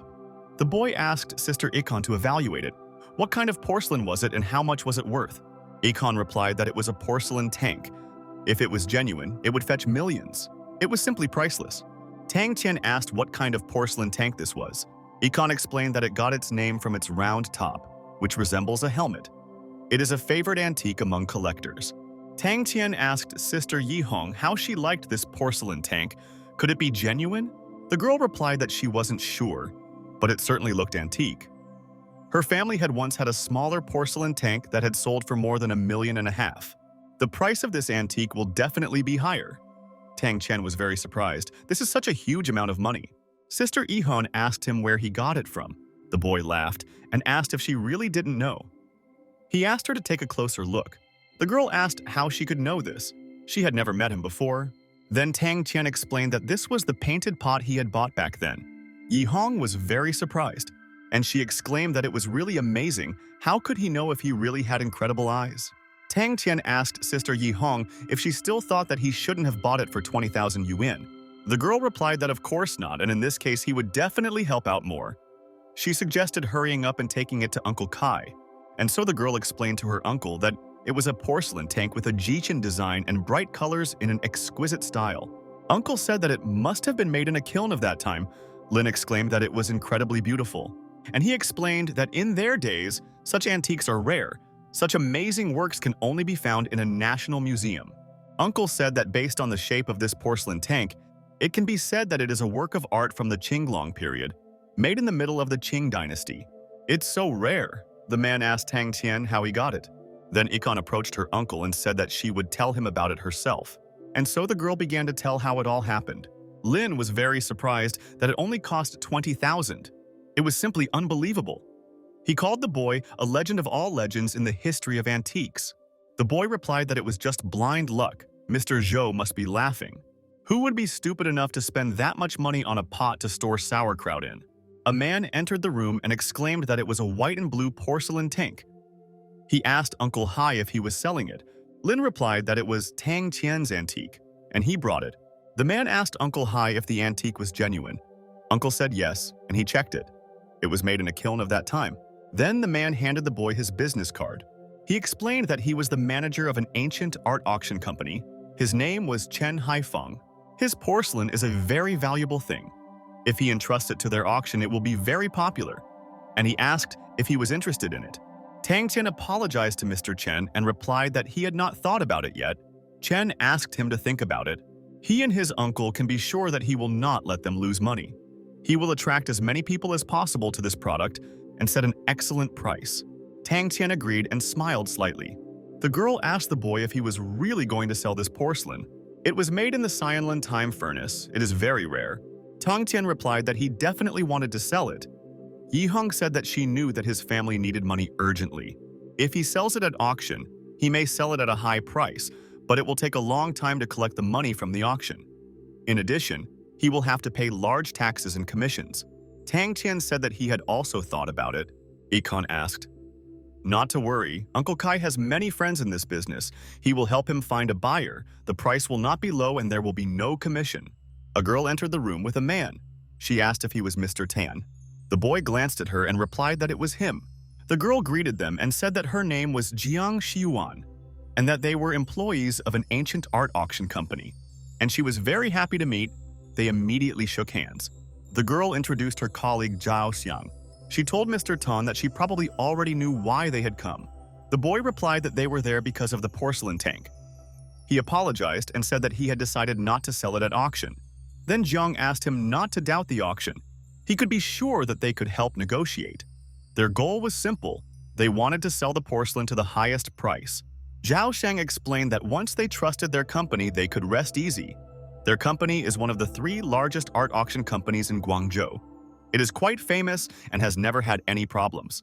They do everything necessary to sell the seller's goods at a good price. Tang Qian apologized and replied that he urgently needed the money, so he could not wait long for the goods to be sold at auction. The girl exclaimed that he wanted to get the money as soon as possible. It was easy to solve, and they could make an advance payment. Tang Qian was surprised that they could pay in advance. Jiang said they don't pay in advance for ordinary things, but his product is very rare, so the company might be willing to accommodate him. The boy then asked how much the advance payment would be. Jiang replied that he would need to send the porcelain vessel for appraisal to determine the advance payment. Tang Qian said that if he had to send him to the company for research, then he could forget about it. But the girl asked him to wait and asked him to allow her to discuss it with the company, after which she introduced the craftsmen sent by the company and asked to show them the vessel. Tang Qian brought the vessel to the men and they began to evaluate it. They nodded their heads to the girl, as if letting her know something. Jiang said that after discussing it, they decided to make an advance payment of 600,000. Tang Qian began to think about what was proposed to him, after which he approached the vessel and began to take it away. Jiang exclaimed that this was only the initial payment. The total cost will be much higher. Tang Qian replied that he was worried that the advance payment was too small. Jiang asked him to wait. She said she would call and ask the company. The girl walked away and started calling the manager. She asked him what she should do, after which she told the boy that the company was offering him $1 million. Tang Qian replied that the advance payment should be $1.5 million, otherwise he would find another buyer. Without thinking twice, the girl exclaimed that they agreed to $1.5 million, and so the boys began to draw up the paper. And Dolly gave it to the boy for signature. Tang Qian signed the documents. Jiang immediately handed him the check. He couldn't believe it was for $1.5 million. I couldn't believe that he received such a large sum at once. Jiang said the auction will be held this fall, and they still have a couple of months. The process will take 3 months at most. They will definitely sell it at a good price. Tang Qian exclaimed that he would wait for good news then. Jiang said that they would take the porcelain tank. The girl wished the boy a good day. Miss Fu congratulated Tang Qian and asked if he was not happy about it. The boy replied that he was glad, of course, and asked to call Uncle Hai and Brother Lin in the evening to have lunch together. The girl exclaimed that she was just joking. Everyone was busy with work and there was no need to invite guests. But Tang Qian replied that it was very important. He called his mother and she asked if he had enough money. His second cousin helped him raise 100,000 yuan. If that's not enough, she offers to sell their house. A couple of people want to buy it, and they are willing to pay 300,000. Tang Qian asked his mother not to do this. After all, they were rich now, and he had just received $1.5 million. His mother asked him not to scare her, but the boy replied that it was true and he would give her 300 yuan. And for 100,000 she will be able to buy all the necessary medicines. The rest can be used as needed, he asked. Not to worry, because now he can earn enough money. And now Tang Qian was already in the hospital. His family was surprised by such a large sum. Tang Qian explained that this was just an initial payment and they would pay him more later. The father said that he did not expect that having such a good son he could now become carefree. From now on, the family relies on him. The boy replied that his daughter-in-law had also done a lot of work and without her, he would not have been able to take care of them. The girl said that she only helped a little, that he did it more seriously. Tang Qian handed something into the girl's hands. He explained that it was 30,000 yuan for her. He had been thinking about it for a long time. Looking after his father all day must be hard. He said he would hire a nurse to take care of him so she could rest. With this money, she will be able to pay the rent for the last month and find another place, closer. In the future, it will be convenient for her to come and pick up her father. The daughter-in-law thanked the boy. He asked her to eat something tasty to strengthen her body and buy herself some things. If she didn't have enough money, he asked her to just tell him. The girl ran up to him and began to hug him. She exclaimed that she had never met such a good man as him. The sister-in-law called Tang Tian very kind. Even when she dated his brother, he was not so kind to her. At that time, their family was short of money. So she treated him well. There are no problems of poverty now. But she still feels how warmly he treats her. The girl thanked the boy. Tang Tian replied that they were family and there was no need to thank them. He suggested finding a nurse, and she needed to get a good rest today. And then the next day came, Tang Tian's phone rang. He was asked on the phone what he was doing and asked to come here immediately as they needed to talk. The boy recognized Tao's sister. She said that he asked his sister-in-law to pay her rent. He also told her to move to another place. The girl asked if it was true. Tang Tian replied that it was true, and that was the case. He asked his daughter-in-law to pay the rent. They were in such a big debt, and now that they had money, they could pay it back. The girl replied that she said that they don't have to pay rent, or he thinks that the house is too small and that's why they need to move out. Let him come and tell her straight then. Tang Tian replied that it was not a good time and he was at work. But the girl said that she really needed his help. Her leg hurt again, and she felt bad. The boy was surprised that her leg hurt again. He promised to come soon. Meanwhile, his sister was in the room. She asked the boy why he was here. Tang Tian replied that Tao's sister had called him and said that she would not accept the rent. The girl replied that she didn't know why, but her family used to ask for payment every day. Tang Tian exclaimed that he would talk to her. He came to her door and started knocking. He asked if she was there. The girl immediately opened the door, delighted at his arrival. She said that she missed him a lot. The boy asked if she was okay. Sister Tao asked if he really believed that her leg hurt. The medicine he gave her cured her leg in one day, and there was not even a scar left. Tang Tian asked why she was doing this to him. On the way, he ran into a pharmacy and took some medicine. The girl said that it was very touching, after which she apologized for lying to him. She exclaimed that it was her fault and said that she would pay for the medicine. She asked him to stay for dinner, as she had prepared it herself. Tang Tian wanted to talk about the rent, but the girl said that she would not accept payment. If he paid the rent, then she would pay his medical bills. She asked how much she needed to pay. After all, in their days, a visit to the doctor is very expensive. Tang Tian replied that he would not pay, but they would not rent the house, so she could rent it out to others. The girl exclaimed that he probably thought this house was small. She could give him a bigger house with air conditioning. Tang Tian replied that it was not because he did not like her house. He just needed to find a place closer to the hospital so that his daughter-in-law could visit the hospital without difficulty.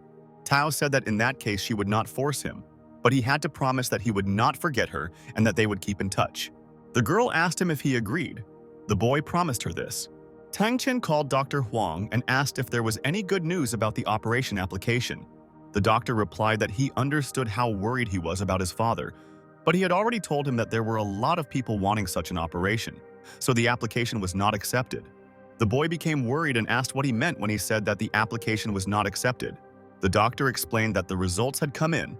His father's application for surgery had not been accepted, and that there was another patient whose surgery had been approved. Tang Tian exclaimed that after so much effort, how could he say that the application was rejected? This must be a mistake, Tang Tian kept shouting. That this was definitely a mistake. The doctor asked him not to be angry because he understands that it is difficult for him to accept this, but he is sure that later they will have more opportunities.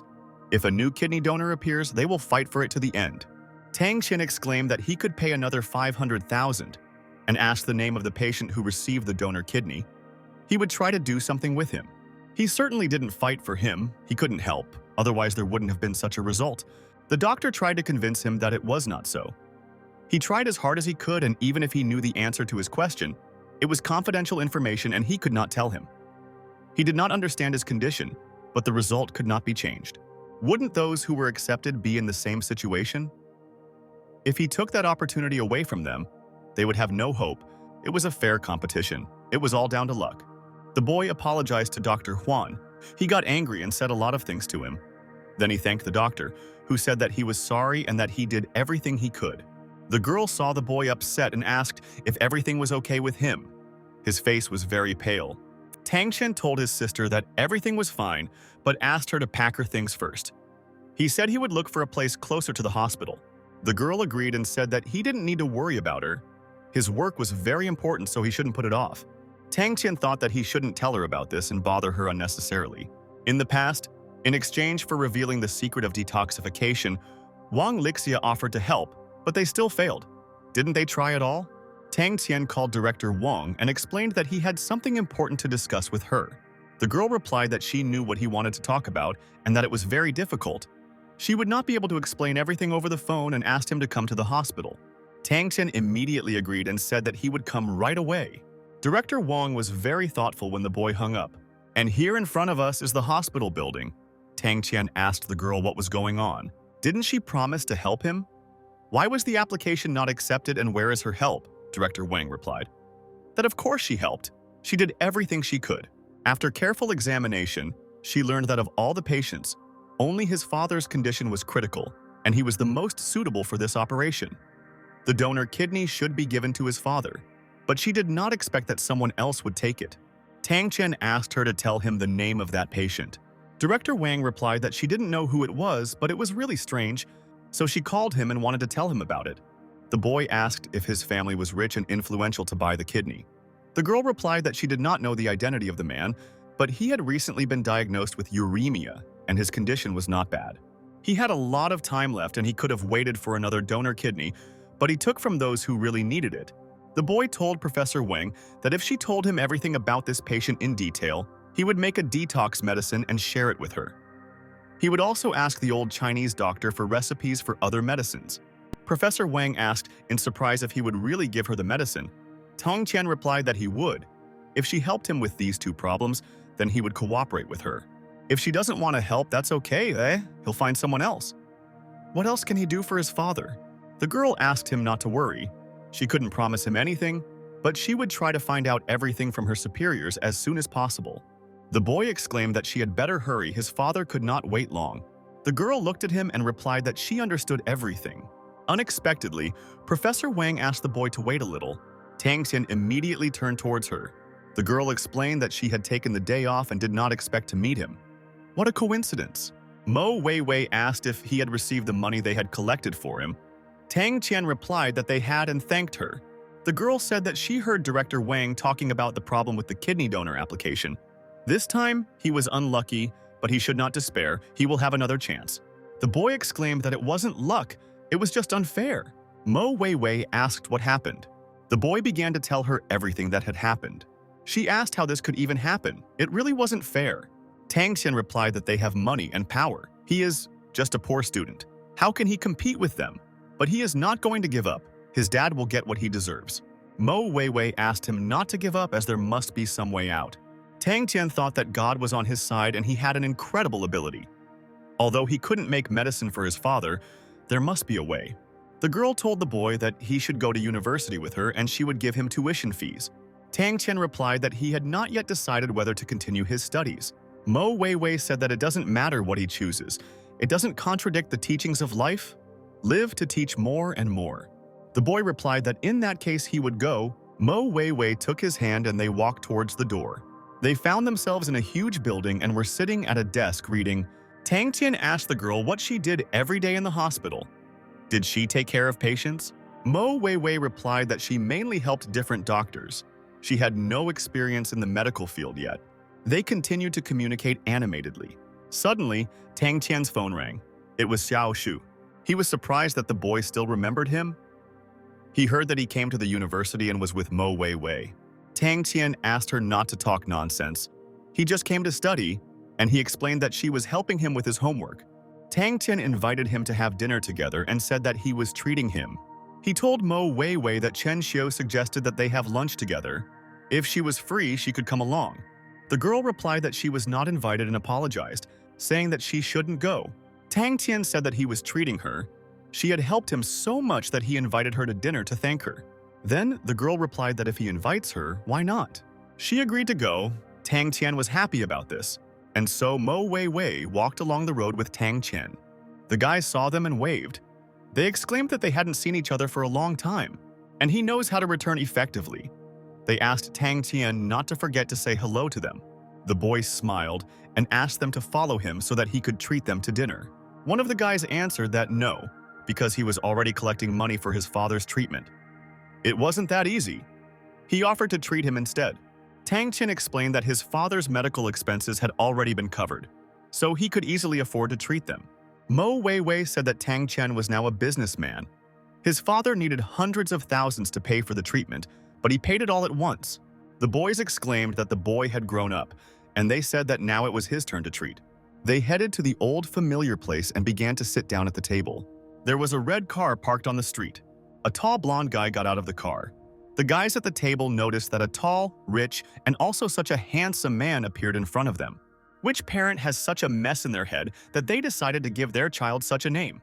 Tang Qian thought to himself that he remembered that Gao Fushuai was Mo Weiwei's classmate in high school. He even ran after her to the university. Mo Weiwei lowered her head and closed her eyes. She crossed her arms over her chest and asked why he had come. The guy explained that he had been looking for her for a long time, and she turned out to be here. There would be a small party tonight. Class reunion. He said that everyone was waiting for her to come. Mo Weiwei exclaimed that he was lying to her again. Last time, he also said that there would be a class reunion, but no one came. The guy said that this Gao is such a liar. He knocked up many girls during his years of study, and someone even committed suicide because of him. Tang Xian would be surprised if Mo Weiwei agreed. She is smart and would not do such a stupid thing. The girl told the guy to go there himself. She has business with Tang Qian. He asked if she was going to eat here. He had booked a table at the hotel. There was only fast food here, and it was unhealthy. One of the guys asked if he was completely blind. How is it fast food, or does he eat only select products? The guy asked not to deny it because it's true. If he has money, he will eat like that too, everyday seafood and stuff. But he's afraid that the guy can't afford even a couple of dishes, even if he works all his life. The boy exclaimed that they simply didn't need it. Gao asked if even if they didn't need it, he could afford it. Mo Weiwei asked them to be quiet. Tang Qian invited her to dinner first, so she asked him to leave, and asks not to call her anymore unless it concerns a real class reunion. The girl lowered her head, turned around and began to leave. Gao looked at Tang Qian with an evil gaze. He asked if he was Tang Qian. Is it true that Mo Wei agreed to have dinner with him? Tang Qian replied that it was indeed him and it was true.